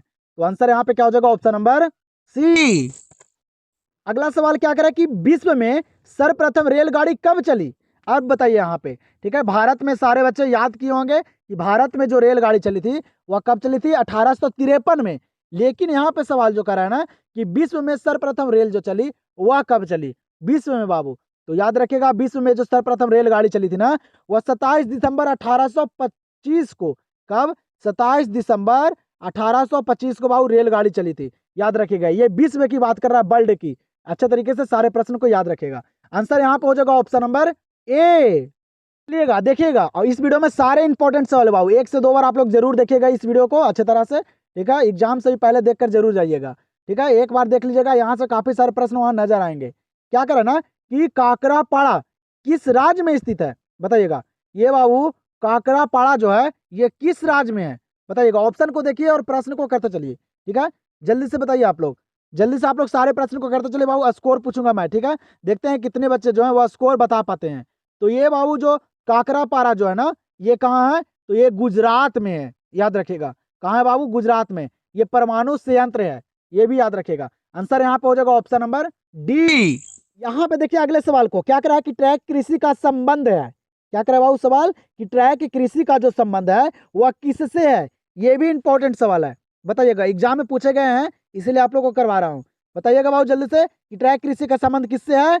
याद रखिएगा अच्छी तरह से, किससे, तो सब्जी से। किससे बाबू, सब्जी से। आंसर यहाँ पे हो जाएगा ऑप्शन नंबर बी। यहाँ पे ध्यान दीजिए अगले सवाल पे, ये सवाल काफी इंपॉर्टेंट है बाबू, बहुत ही भी सवाल है, एग्जाम में भी पूछे गए सवाल है। याद रखिएगा अच्छी तरह से, बहुत सारे बच्चे गलत कर बैठते हैं। क्या करें कि भारत में प्रथम सूती मिल की स्थापना कहाँ हुई थी। भारत में जो पहला सूती मिल खोली गई थी ना वह कहाँ खोली गई थी, कहाँ हुई थी बाबू भारत में प्रथम सूती मिल की स्थापना। तो याद रखिएगा, भारत में जो पहला सूती मिल खोली गई थी ना वह मुंबई में। कई सारे बच्चे जो है वह सूरत करके आ जाते हैं, लेकिन यहाँ पे ऑप्शन में सूरत नहीं है। तो भारत में प्रथम सूती मिल की स्थापना कहाँ हुई थी, मुंबई में। याद रखिएगा, आंसर यहाँ पे हो जाएगा ऑप्शन नंबर सी। यहाँ पे देखिए अगले सवाल को, क्या करें यहाँ पे ना कि निम्न में से कौन एक नगरीय समस्या है। अब आप लोग को पढ़ने में मजा आ रहा है कि नहीं आ रहा है, जरूर कमेंट सेक्शन में बताइएगा आप लोग, ठीक है। आप लोग को इतना सारा अच्छे तरीके से बाबू करवा रहा हूं मैं कि एक ही वीडियो में सारे चैप्टर का, जितना भी आप लोग का ज्योग्राफी का चैप्टर है, सारे चैप्टर का निचोड़ प्रश्न है बाबू एक ही वीडियो में, ठीक है। तो आप लोग अच्छे तरीके से पढ़ाई कीजिए, अच्छे तरह से सारे प्रश्न को देखिए, ठीक है। कॉमेंट सेक्शन में बताइए मजा आ रहा है कि नहीं आ रहा है। क्या करें यहाँ पे सवाल कि निम्न में कौन एक नगरीय समस्या है। बाबू नगर की जो समस्या है वह यहाँ पे कौन है, बताइएगा। तो आप लोग सभी को पता होगा नगरीय समस्या जो है ना वह वायु प्रदूषण भी है, पेयजल की कमी, पीने वाली जल की कमी भी है, और मलिन बस्ती मतलब गंदा बस्ती भी है, ठीक है। ये तीनों बाबू नगरीय समस्या है। तो यहाँ पे आंसर क्या होगा, इनमें से सभी, ऑप्शन नंबर डी। चलिए तो यहाँ पे ध्यान दीजिए अगले सवाल पे, क्या करें कि नई औद्योगिक नीति लागू की गई। क्या करा सवाल कि नई औद्योगिक नीति जो लागू की गई वह कब लागू की गई। ये भी सवाल इंपॉर्टेंट है, एग्जाम में भी पूछे गए हैं, बताइएगा जल्दी से। नई औद्योगिक नीति जो लागू की गई कब की गई, तो याद रखिएगा कब बाबू, 1991 में। कब, 1991 में। आंसर हो जाएगा ऑप्शन नंबर सी। चलिएगा देखिएगा यहाँ पे ये सवाल को बाबू, और इस तरह का सवाल एग्जाम में पूछे जा रहे हैं। क्या करें, नदी के सहारे बसा गांव किस प्रतिरूप में आएगा। बाबू झील के सहारे मैं आप लोग को बता दिया हूं, यहाँ पे जो सवाल करा है ना कि नदी के सहारे बसा गांव किस प्रतिरूप में आएगा, जल्दी से बताइएगा। एग्जाम में भी ये सारे सवाल पूछे जा रहे हैं बाबू। तो याद रखिएगा, नदी के सहारे जो बसा गांव है वह किस प्रतिरूप में आएगा, किस आकार में आएगा, तो वह रेखीय आकार में आएगा। कैसा, रेखीय। याद रखिएगा, नदी के किनारे मतलब नदी के सहारे बसा हुआ जो गांव है ना बाबू वह किस प्रतिरूप में आएगा, रेखीय। तो आंसर यहाँ पे क्या हो जाएगा, ऑप्शन नंबर डी। अगला प्रश्न यहाँ पे दिया गया है, क्या करा ना कि निम्न में से किसमें टैनिन पाई जाती है। सवाल क्या कर रहा है कि यहाँ पे बाबू कौन ऐसा है जिसमें टैनिन पाई जाती है, बताइएगा। निम्न में से किसमें टैनिन पाई जाती है, बताइए आप लोग। महामैराथन बाबू आप लोग सारे विषय का देख लीजिए, ठीक है। मैं आप लोग को सारे विषय का महामैराथन कराऊंगा, ठीक है। तो आप लोग सारे महामैराथन को देख लीजिएगा, ठीक है। और हिस्ट्री और हिंदी का जरूर देखिएगा, आप लोग को इस वीडियो के डिस्क्रिप्शन में लिंक दे दिया हूँ, ठीक है। देख लीजिएगा बाबू, एक ही वीडियो में सारा कवर किया हूँ मैं सारे प्रश्न को, एक बार जरूर देखिएगा आप लोग, क्योंकि सारे प्रश्न इंपॉर्टेंट है। जितना भी महामैराथन में प्रश्न करवाया हूँ सारे इंपॉर्टेंट है, बोर्ड एग्जाम से सारे प्रश्न रिलेटेड है। तो आप लोग सारे प्रश्न को अच्छे तरह से पढ़ लीजिएगा, ठीक है। तो आप लोग को सारे मैराथन को देखना है अच्छे तरह से। इसी प्रकार बाबू तो आप लोग इस चैनल को सब्सक्राइब कर लीजिए, जब तक आप लोग का एग्जाम नहीं होता है, सिर्फ आप लोग इस चैनल से बने रहिए और आप लोग देखिए कि किस तरह से हर एक पॉइंट को मैं आप लोग को क्लियर करवा दूंगा। मॉडल पेपर आप लोग को जल्द मैं लेकर आऊंगा, सब्जेक्टिव का भी, ठीक है। क्या करें यहाँ पे कि निम्न में से किस में टैनिन पाई जाती है, तो वह चाय में, टैनिन जो पाई जाती है ना वह चाय में पाई जाती है। आंसर यहाँ पे हो जाएगा ऑप्शन नंबर ए। 114 नंबर सवाल को देखिएगा, क्या करा 114 नंबर सवाल कि नेताजी सुभाष चंद्र बोस अंतर्राष्ट्रीय हवाई अड्डा है। बाबू नेताजी सुभाष चंद्र बोस जो अंतर्राष्ट्रीय हवाई अड्डा है वह कहाँ है, बताइएगा। ये इंपॉर्टेंट सवाल है, एग्जाम में भी ये सवाल पूछे गए हैं, जल्दी से बताइए आप लोग। नेताजी सुभाष चंद्र बोस अंतर्राष्ट्रीय हवाई अड्डा जो है वह कहाँ है, याद रखेगा पश्चिम बंगाल में। कहाँ बाबू, पश्चिम बंगाल, कोलकाता में, याद रखेगा। आंसर यहाँ पे हो जाएगा ऑप्शन नंबर बी। 100 यहाँ पे देखिए ये भी सवाल इंपॉर्टेंट है। क्या करें ना कि 2011 की जनगणना के अनुसार भारत की जनसंख्या थी। बाबू 2011 में जो जनगणना हुआ था ना उसके अनुसार जो भारत की जनसंख्या थी ना वह कितनी थी, बताइएगा। भारत की जनसंख्या कितनी थी बाबू 2011 में जब जनगणना हुआ था उसके अनुसार, तो याद रखिएगा एग्जाम में ये सवाल कई बार पूछे गए हैं, ठीक है। तो कब, तो 121 करोड़ बाबू। कितने, 2011 के जनगणना के अनुसार भारत की जनसंख्या कितनी थी, 121 करोड़। तो आंसर यहाँ पे हो जाएगा ऑप्शन नंबर ए। यहाँ पे देखिए क्या करा है सवाल ना कि भारत एक सदस्य है, बताइएगा। भारत जो है वह एक सदस्य है बाबू, यहाँ पे किसका, देखिए ऑप्शन को बताइए जल्दी से। तो याद रखिएगा भारत एक सदस्य जो है ना वह बाबू किसका है, तो वह आसियान का है। किसका, आसियान का। ये बाबू भारत जो है सदस्य है। ये भी सवाल एग्जाम में आए गए हैं। आंसर यहाँ पे हो जाएगा ऑप्शन नंबर सी। यहाँ पे देखिए 117 नंबर सवाल को क्या करें, 117 नंबर सवाल कि अंगूर की खेती संबंधित है, ठीक है। खट्टे रसदार की फलों की कृषि आप लोग को बता दिया हूं, लेकिन यहाँ पे सवाल क्या करा है, अंगूर की खेती संबंधित है। अंगूर की खेती जो है वह किससे संबंधित है, तो याद रखेगा ये भी बाबू भूमध्य सागरीय क्षेत्र से संबंधित है। अंगूर की खेती किससे संबंधित है, भूमध्य सागरीय क्षेत्र से संबंधित है, ये भी याद रखेगा। आंसर यहाँ पे क्या हो जाएगा, ऑप्शन नंबर सी। अगला प्रश्न यहाँ पे दिया गया है, क्या करना कि निम्न में से कौन खनिज आधारित उद्योग नहीं है, बताइएगा। और इस तरह का प्रश्न में आप लोग सारे ऑप्शन को अच्छे तरह से पढ़कर और छांटकर आंसर कर सकते हैं। सवाल क्या करा है कि निम्न में से कौन खनिज आधारित उद्योग नहीं है। खनिज आधारित उद्योग कौन नहीं है, सभी को पता होगा, तांबा, सीमेंट और लोहा इस्पात, ये सारे क्या है बाबू, ये सारे खनिज हैं। क्या है, खनिज है। यहाँ पे कह रहा है कि खनिज आधारित उद्योग जो है वह नहीं है। तो आप लोग को पता होगा सूती वस्त्र उद्योग जो है ये बाबू खनिज आधारित उद्योग नहीं है, ठीक है। ये क्या है, ये वस्त्र है, कपड़ा है, ठीक है। ये बाबू उद्योग नहीं है, ये सारे खनिज नहीं है। तो यहाँ पे आंसर हो जाएगा ऑप्शन नंबर डी। चलिएगा अगला प्रश्न को देखिएगा, ये भी प्रश्न काफी इंपॉर्टेंट है बाबू, ठीक है। ये भी सवाल एग्जाम में पूछे गए हैं। भारत का मैनचेस्टर है, भारत का मैनचेस्टर जो कहा जाता है वह किसे कहा जाता है, ऑप्शन को देखिए बताइए जल्दी से। ये भी इंपॉर्टेंट सवाल है, याद रखिएगा आप लोग अच्छे तरह से कि भारत का मैनचेस्टर जो कहा जाता है ना वह अहमदाबाद को कहा जाता है। किसे, अहमदाबाद को। आंसर हो जाएगा ऑप्शन नंबर सी। सवाल क्या करे कि तारापुर नाभिकीय ऊर्जा केंद्र अवस्थित है। तारापुर नाभिकीय ऊर्जा केंद्र जो है ना वह कहाँ है, ये सवाल इंपॉर्टेंट है। ये बहुत ही भी सवाल है बाबू, एग्जाम में ना ये सवाल कई बार पूछे गए हैं। ये जो तारापुर नाभिकीय ऊर्जा केंद्र स्थापित है ये कहाँ है, तो याद रखिएगा अच्छे तरीके से, सारे प्रश्न को रट जाइए बाबू। एग्जाम में अच्छे मार्क्स लाना है, नहीं याद हो रहा है, नहीं पढ़े हैं तो सारे प्रश्न को रट जाइए एकदम। तो यहाँ पे क्या, महाराष्ट्र में तारापुर नाभिकीय ऊर्जा केंद्र अवस्थित है, कहाँ, महाराष्ट्र में। आंसर हो जाएगा ऑप्शन नंबर बी। अगले प्रश्न को देखिएगा, क्या करा अगला प्रश्न कि बोकारो इस्पात केंद्र है। क्या करा सवाल कि बोकारो इस्पात केंद्र जो है ना बाबू ये कौन सा क्षेत्र में आता है, ये सवाल कर रहा है, बताइएगा आप लोग। ये भी इंपॉर्टेंट सवाल है। तो बोकारो इस्पात केंद्र जो है ना ये सार्वजनिक क्षेत्र में आता है। किस क्षेत्र में, सार्वजनिक क्षेत्र में। आंसर यहाँ पे क्या हो जाएगा, ऑप्शन नंबर सी। 122 नंबर सवाल को देखिएगा, क्या करें 122 नंबर सवाल, हीराकुंड परियोजना अवस्थित है, बताइएगा। हीराकुंड परियोजना जो है वह कहाँ है, याद रखेगा। ये भी इंपॉर्टेंट सवाल है, कई बार एग्जामों में पूछे गए हैं। तो हीराकुंड परियोजना जो है ना ये कहाँ अवस्थित है, तो ये उड़ीसा में है। कहाँ, उड़ीसा में, याद रखेगा। आंसर यहाँ पे क्या हो जाएगा, ऑप्शन नंबर ए। यहाँ पे अगले सवाल को देखिएगा, ये भी सवाल इंपॉर्टेंट है, आप लोग को पीछे ही बताया हूँ। क्या करें कि भारत का सबसे कम साक्षर राज्य है। बाबू भारत का जो साक्षरता दर वाला जो राज्य है कम, वह कौन है, ये सवाल कर रहा है, बताइएगा आप लोग। भारत का सबसे कम साक्षर राज्य कौन है, तो वह है बिहार। एग्जाम में ये सवाल पूछे गए हैं, कौन है बाबू, बिहार। आंसर हो जाएगा ऑप्शन नंबर ए। फिर यहाँ पे प्रश्न क्या कर रहा है ना कि पर्वतीय प्रदेशों में किस प्रतिरूप का अधिवास पाया जाता है। बाबू पर्वतीय प्रदेशों में किस प्रतिरूप का अधिवास पाया जाता है, किस तरह का बाबू वहाँ का जो आकार होता है अधिवास का वह पाया जाता है। आप लोगों को बताया हूँ, झील का भी, पहाड़ का यहाँ पे पूछ रहा है बाबू, जल्दी से बताइए। और नदी का भी बता चुका हूँ। तो याद रखेगा, एक सवाल आप लोग को वहाँ देखने के लिए मिलेगा, इस लेवल का सवाल पूछे जा रहे हैं। तो पर्वतीय प्रदेशों में किस प्रतिरूप का अधिवास पाया जाता है, तो वह सीढ़ी नुमा, कैसा, सीढ़ी नुमा आकार का। आंसर हो जाएगा यहाँ पे ऑप्शन नंबर बी।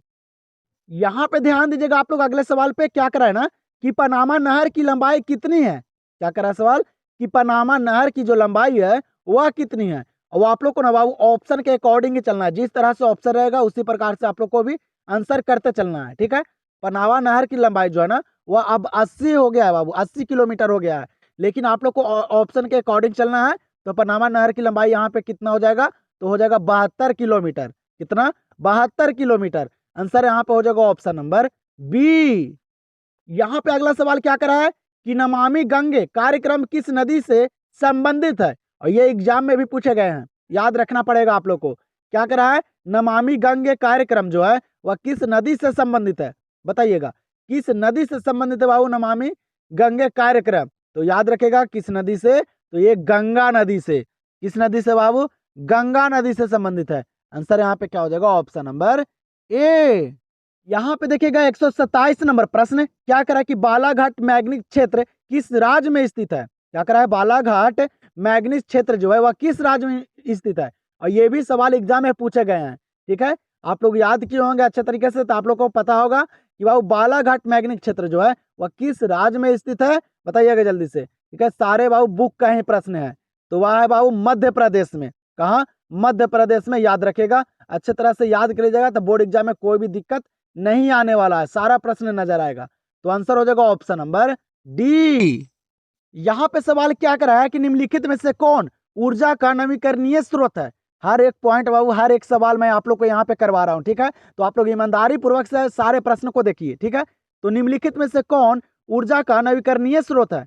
तो ऊर्जा का नवीकरणीय स्रोत जो यहाँ पे है वह कौन है, तो वह है बाबू सौर ऊर्जा।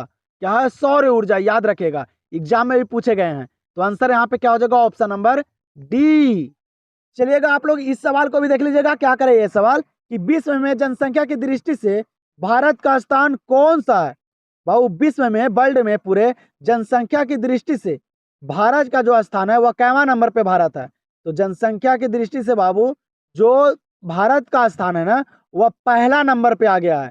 किस नंबर पे, पहला नंबर पे। याद रखेगा, भारत का जनसंख्या सबसे आगे हो गया है बाबू पूरे वर्ल्ड में। आंसर यहाँ पे हो जाएगा ऑप्शन नंबर ए। यहाँ पे 130 नंबर सवाल क्या कर रहा है कि उच्च जनसंख्या वृद्धि दर वाला देश है। क्या कर रहा है कि उच्च जनसंख्या वृद्धि दर वाला जो देश है यहाँ पे वह कौन सा देश है, बताइएगा। और ऑप्शन के अकॉर्डिंग ही आप लोग को वहाँ करना है बाबू, ये नहीं कि आप लोग खोजिएगा उस ऑप्शन में वो आंसर, तो ऐसा नहीं होता है, ठीक है। आप लोग को वहाँ पे बदल दिया जाता है। तो उच्च जनसंख्या वृद्धि दर वाला जो देश है वह कौन है, तो अब तो बाबू सीरिया हो चुका है, लेकिन यहाँ पे ऑप्शन में नहीं है। तो हो जाएगा क्या, यहाँ पे अमन हो जाएगा। क्या होगा, यमन। याद रखेगा, आंसर यहाँ पे हो जाएगा ऑप्शन नंबर ए। अगला सवाल क्या करा है कि निम्नलिखित में से कौन सा देश विकासशील है। क्या करा है कि यहाँ पे ऑप्शन है बाबू, कौन सा देश है ना वह विकासशील है, बताइएगा कौन सा देश विकासशील है बाबू। इंपॉर्टेंट सवाल है, तो वह है नाइजीरिया। कौन सा देश, नाइजीरिया। ये भी इंपॉर्टेंट सवाल है। आंसर यहाँ पे हो जाएगा ऑप्शन नंबर सी। तो आप लोग बाबू सारे प्रश्न को याद कर लीजिएगा, ठीक है। काफी इंपॉर्टेंट सवाल है बाबू, तो आप लोग सारे प्रश्नों को याद कर लीजिएगा, कोई भी दिक्कत नहीं हो पाएगा। यहाँ पे सवाल क्या करना कि गेहूं की खेती के आदर्श तापमान कितना होना चाहिए। गेहूं की खेती के लिए बाबू जो तापमान होना चाहिए ना वह कितना होना चाहिए, बताइएगा। गेहूं की खेती का आदर्श तापमान कितना होना चाहिए, तो वह 10 डिग्री सेल्सियस से 20 डिग्री सेल्सियस होना चाहिए। कितना, 10 डिग्री सेल्सियस से 20 डिग्री सेल्सियस। तो यहाँ पे आंसर हो जाएगा ऑप्शन नंबर बी। यहाँ पे सवाल क्या कर रहा है ना कि रबड़ का सबसे बड़ा निर्यातक देश कौन है। बाबू रबड़ का सबसे बड़ा निर्यातक देश जो है वह कौन सा देश है, बताइएगा। सारे इंपॉर्टेंट सवाल है बाबू, सारे इंपॉर्टेंट सवाल है, सारे प्रश्न को याद कीजिए आप लोग।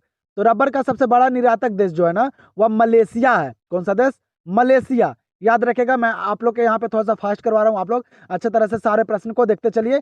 आंसर यहाँ पे हो जाएगा ऑप्शन नंबर डी। यहाँ पे देखिएगा क्या कर रहा है सवाल कि निम्न में से किस अर्थव्यवस्था में उत्पादन का स्वामित्व व्यक्तिगत होता है, बताइएगा। यहाँ पे बाबू जो सवाल करा है ये काफी इंपॉर्टेंट सवाल है बाबू, आप लोग को देखने के लिए मिलेगा पॉलिटी में भी देखने के लिए मिलेगा। तो निम्न में से किस अर्थव्यवस्था में उत्पादन का स्वामित्व जो है वह व्यक्तिगत होता है, तो याद रखिएगा पूंजीवादी का। इसका पूंजीवादी का आंसर हो जाएगा क्या, ऑप्शन नंबर बी। चलिएगा यहाँ पे ध्यान दीजिएगा, ये भी सवाल इंपॉर्टेंट है। क्या कह रहा है कि स्वेज नहर जोड़ती है, क्या कह रहा है सवाल कि स्वेज नहर जो है वह किनको जोड़ती है, ये भी इंपॉर्टेंट सवाल है, बताइएगा आप लोग। स्वेज नहर जो जोड़ती है ना बाबू, वह भूमध्य सागर को लाल सागर से जोड़ती है। इसको भूमध्य सागर को लाल सागर से बाबू स्वेज नहर जोड़ती है, याद रखिएगा। आंसर यहाँ पे क्या हो जाएगा, ऑप्शन नंबर बी। यहाँ पे देखिएगा बाबू इस सवाल को क्या करना है, ये सवाल अधिवास की लघुत्तम इकाई है। यहाँ पे बाबू अधिवास की जो लघुत्तम इकाई है वह क्या है, ये भी इंपॉर्टेंट सवाल है, कोई भी बच्चों को याद नहीं होगा बाबू, ये कोई भी बच्चे नहीं पढ़े होंगे, ये भी बुक का ही सवाल है आप लोग का। तो अधिवास की जो लघुत्तम इकाई जो है ना वह क्या है, पल्ली है। क्या है, पल्ली। याद रखिएगा, नहीं याद है बाबू तो रट जाइए सारे प्रश्न को। आंसर यहाँ पे हो जाएगा ऑप्शन नंबर बी। चलिएगा यहाँ पे देखिएगा अगले सवाल को बाबू। अब आप लोग के पास ज्यादा वक्त नहीं है, जितना ज्यादा हो सकता है उतना ज्यादा आप लोग पढ़ाई कीजिए बाबू, जब समय मिलता है जब पढ़ाई कीजिए। बस यही 3-4 महीना आप लोग तैयारी कर लीजिएगा, तो ऐस मौज से आप लोग घूमते रहिएगा, ठीक है। अपना अच्छे से रिजल्ट ले लाइए, ठीक है। उसके बाद आप लोग जितना आप लोग को मनमौजी करना है, जितना घूमना है, जो करना है करते रहिएगा। यहाँ पे सवाल क्या करना कि ग्रामीण आदिवासियों के निवासी मुख्यतः संलग्न रहते हैं। क्या करा कि ग्रामीण आदिवासियों के जो निवासी मुख्यतः जो है ना वह संलग्न रहते हैं किस पे, तो वह बाबू प्राथमिक क्रियाओं में। किसमें, प्राथमिक क्रियाओं में। याद रखें ग्रामीण बाबू गांव में ज्यादा प्राथमिक क्रियाओं में सारे लोग लगे रहते हैं, खेती बाड़ी ये वो पूरा मतलब। तो यहाँ पे आंसर क्या हो जाएगा, ऑप्शन नंबर ए। चलिएगा यहाँ पे ध्यान दीजिएगा, ये भी सवाल इंपॉर्टेंट है बाबू। क्या करें यहाँ पे सवाल कि निम्नलिखित केंद्र शासित प्रदेशों में किसकी साक्षरता दर उच्च है, बताइएगा। अब केंद्र शासित प्रदेश में पूछ रहा है बाबू, केंद्र शासित प्रदेश में बाबू किसकी साक्षरता दर जो है ना वह उच्च है, मतलब सबसे ज्यादा है। तो याद रखेगा लक्षद्वीप की, किसकी बाबू, लक्षद्वीप की। आंसर हो जाएगा यहाँ पे ऑप्शन नंबर डी। यहाँ पे देखिएगा क्या कर रहे हैं सवाल कि तमिलनाडु में कौन भाषाई परिवार प्रमुख है। क्या कर रहा है सवाल कि तमिलनाडु में कौन भाषाई परिवार जो है वह प्रमुख है। अब आप लोग इस लेवल का सवाल याद नहीं करते हैं, सारे बुक का ही प्रश्न है बाबू, ठीक है। तो बताइएगा आप लोग, सारे लेवल का सवाल आप लोग को बताया ना कि मैं आप लोग को हार्ड से प्रश्न भी करवाऊंगा, ठीक है, जिस लेवल का आप लोग याद नहीं करते हैं। तो तमिलनाडु में कौन भाषाई परिवार प्रमुख है, तो वह बाबू द्रविड़। कौन सा, द्रविड़ है। आंसर हो जाएगा ऑप्शन नंबर डी। यहाँ चलिएगा तो देखिएगा यहाँ पे क्या करें, यहाँ पे सवाल कि निम्नलिखित राज्यों में से किसमें शिक्षितों का प्रतिशत सर्वाधिक है। बाबू यहाँ पे पूछ रहा है ना कि कौन सा ऐसा राज्य है जहाँ पढ़े लिखे लोग सबसे ज्यादा रहते हैं, मतलब उनका प्रतिशत जो है वो सबसे ज्यादा है, बताइएगा। काफी इंपॉर्टेंट सवाल है, आप लोग को करवाया भी था पीछे, किस राज्य में, तो वह केरल में। केरल में बाबू सबसे ज्यादा पढ़े लिखे लोग हैं। तो निम्नलिखित राज्यों में किसमें शिक्षितों का प्रतिशत सर्वाधिक है, केरल। आंसर हो जाएगा ऑप्शन नंबर सी। यहाँ पे देखिए बाबू इस सवाल को क्या कराना है यहाँ पे कि सन 2001 की जनगणना के अनुसार भारत की जनसंख्या निम्नलिखित में से कौन सी है। ये सवाल लगा आप लोग को मैं पीछे ही करवाया हूँ शायद, ठीक है। बताइए तो 2001 के यहाँ पे पूछ रहा है बाबू, ठीक है, 2011 नहीं पूछ रहा है। ध्यान दीजिएगा, यही सवाल में बच्चे लोग गलती कर बैठते हैं। तो याद रखेगा 2001 की जनगणना के अनुसार भारत की जनसंख्या निम्नलिखित में से कौन सी है, तो याद रखेगा कौन सी बाबू, 102.8 करोड़। क्या है, 102.8 करोड़ 2001 की जनगणना के अनुसार बाबू भारत की जनसंख्या थी। आंसर हो जाएगा क्या, ऑप्शन नंबर ए। यहाँ पे सवाल क्या करे, 2011 के जनगणना के अनुसार किस राज्य का जनसंख्या घनत्व सबसे अधिक है, ये आप लोग को करवाया हूँ बाबू, ठीक है। आप लोग देखिए किस किस तरह से बाबू एग्जाम में सवाल पूछे जाते हैं, सारे आप लोग यहाँ पे कंप्लीट कर लीजिए। और आप लोग अभी तक चैनल से नहीं जुड़े हैं तो चैनल को भी सब्सक्राइब कर लीजिए बाबू। और वीडियो आप लोग को पसंद है तो वीडियो का एक लाइक जरूर कीजिएगा, ठीक है। उसी से मुझे भी पता चलेगा कि हाँ आप लोग को मैराथन क्लास पसंद आ रहा है। उसी तरह से मैं आप लोग को सारे विषय का मैराथन दूंगा, ठीक है। बताइएगा 2011 के जनगणना के अनुसार किस राज्य का जनसंख्या घनत्व सबसे अधिक है, तो बिहार का। आप लोग को बताया हूं बिहार का। आंसर हो जाएगा ऑप्शन नंबर सी। यहाँ पे देखिएगा ये सवाल काफी इंपॉर्टेंट है बाबू, बहुत ही बीबीएस सवाल है। क्या करना है कि इनमें से किस राज्य में प्रति हेक्टेयर चावल का उत्पादन सर्वाधिक है। सबसे ज्यादा बाबू किस राज्य में प्रति हेक्टेयर चावल का उत्पादन होता है, ये सवाल इंपॉर्टेंट है, एग्जाम में भी पूछे गए हैं, तो याद रखिएगा आप लोग। किस राज्य में प्रति हेक्टेयर चावल का उत्पादन सर्वाधिक है? तो वह है तमिलनाडु में। किस राज्य में? तमिलनाडु में। याद रखेगा, आंसर क्या हो जाएगा? Option number B. यहाँ पे देखिएगा अगले सवाल को, इस लेवल का भी सवाल एग्जाम में पूछे जा रहे हैं। क्या कह रहा है? यूरेनियम किस क्रम की चट्टानों में पाया जाता है? बाबू यूरेनियम जो है वह किस क्रम की चट्टानों में पाया जाता है? बताइएगा आप लोग, काफी इंपॉर्टेंट सवाल है। यूरेनियम जो है किस प्रकार की क्रम की चट्टानों में पाया जाता है? याद रखेगा, धारवाड़ चट्टानों में। किसमें बाबू? धारवाड़ चट्टानों में बाबू यूरेनियम पाया जाता है। ठीक है, याद रखेगा, एग्जाम में देखा जाएगा आप लोग को ये सवाल। तो यहाँ पे आंसर हो जाएगा ऑप्शन नंबर सी। चलिएगा यहाँ पे देखिएगा अगले सवाल को, क्या करें यहाँ पे सवाल कि भारत में सर्वाधिक सोना किस राज्य में पाया जाता है? भारत में बाबू सबसे ज्यादा जो सोना पाया जाता है वह किस राज्य में पाया जाता है? बताइएगा, सारे इंपॉर्टेंट सवाल आप लोग के यहाँ पे मैं करवा दिया हूँ। बताइए जल्दी जल्दी से आप लोग। तो भारत में सर्वाधिक सोना जो पाया जाता है ना, वह कर्नाटक में। कहाँ? कर्नाटक में। आप लोग को पीछे ही बताया था मैं। ठीक है, आंसर यहाँ पे हो जाएगा क्या? Option number C. चलिएगा यहाँ पे देखिए क्या करा है सवाल कि वाल्मीकि नगर टाइगर रिजर्व कहाँ स्थित है? बाबू वाल्मीकि नगर जो टाइगर रिजर्व है कहाँ स्थित है? बताइएगा आप लोग। इस लेवल का भी सवाल आ रहे हैं कि नहीं आ रहे हैं? आप लोग क्वेश्चन बैंक नहीं पढ़ते हैं, आप लोग पढ़े होंगे ना बाबू, तो आप लोग को पता चलता होगा। उससे क्या पता चलता है ना कि किस तरह का सवाल पूछे जाते हैं और कहाँ कहाँ से किस चैप्टर से सवाल सबसे ज्यादा आते हैं। उसी लेवल का सवाल सारे बाबू ये महामैराथन में शामिल है। ठीक है, सिर्फ आप लोग देखिए अच्छे तरह से प्रश्न को, और अच्छा तरह से बाबू 1 से 2 बार देख लीजिएगा ना, तो सारे प्रश्न आप लोग को याद भी हो जाएंगे। तो वाल्मीकि नगर टाइगर रिजर्व कहाँ स्थित है? तो ये बिहार में है। कहाँ? बिहार में। आंसर हो जाएगा क्या? Option number A. यहाँ पे देखिएगा बाबू अगले सवाल को, क्या करा? निम्नलिखित में से कौन सांस्कृतिक नगर है? क्या करा है कि निम्नलिखित में से कौन सांस्कृतिक नगर है? बताइएगा आप लोग, सांस्कृतिक नगर कौन है बाबू? याद रखिएगा, सांस्कृतिक नगर जो यहाँ पे है ना, वह क्या है? ऑप्शन को पढ़कर ही आंसर कीजिएगा। ठीक है, तो जेरूसलम है, ये नहीं कि मैनचेस्टर मारकर आ जाइएगा। ठीक है, जेरूसलम है बाबू सांस्कृतिक नगर। अच्छे तरह से प्रश्न को देखिए और ऑप्शन को देखिए और आंसर को याद कीजिए। तो आंसर यहाँ पे क्या हो जाएगा? Option number A. यहाँ पे देखिए अगले सवाल को, ये सवाल काफी इंपॉर्टेंट है बाबू, बहुत ही बीबीआई सवाल है। क्या कह रहा है ना कि विश्व का सबसे बड़ा तीर्थीय क्रियाकलाप कौन सा है? यहाँ पे बताइए आप लोग कि विश्व का, पूरे वर्ल्ड का सबसे बड़ा तीर्थीय क्रियाकलाप जो है वह कौन सा है? बताइएगा, तीर्थ क्षेत्र कौन है बाबू पूरे वर्ल्ड का सबसे बड़ा? याद रखेगा, इंपॉर्टेंट सवाल है बाबू। वह क्या है? तो पर्यटन है। क्या है? पर्यटन। याद रखेगा, इंपॉर्टेंट सवाल है। पर्यटन बाबू पूरे विश्व का सबसे बड़ा तीर्थ क्षेत्र है। आंसर यहाँ पे हो जाएगा क्या? Option number B. यहाँ पे 150 नंबर प्रश्न को देखिएगा बाबू। अब हम लोग इस वीडियो में ना 150 ही प्रश्न करेंगे, कुछ कारण से 150 ही प्रश्न करेंगे बाबू। ठीक है, आप लोग को एक अलग से मैं ज्योग्राफी का और दे दूंगा जिसमें ये सारे प्रश्न नहीं रहेंगे। ठीक है, आप लोग को अलग से मैं दे दूंगा बाबू 50 प्रश्न वाले। ठीक है, तो आप लोग थोड़ा सा एडजस्ट कर लीजिएगा। आज की इस वीडियो में महामैराथन में 150 ही प्रश्न करेंगे। ठीक है, बताइएगा यहाँ पे 150 नंबर सवाल का आंसर, निम्नलिखित में से कौन सा एक लॉ यस्क है? नहीं है, जे करा है बाबू। निम्नलिखित में से कौन एक लॉ यस्क नहीं है? यहाँ पे बताइए बाबू कि लोहा का यस्क जो नहीं है वह कौन नहीं है? इस तरह से भी सवाल एग्जाम में पूछे जा रहे हैं।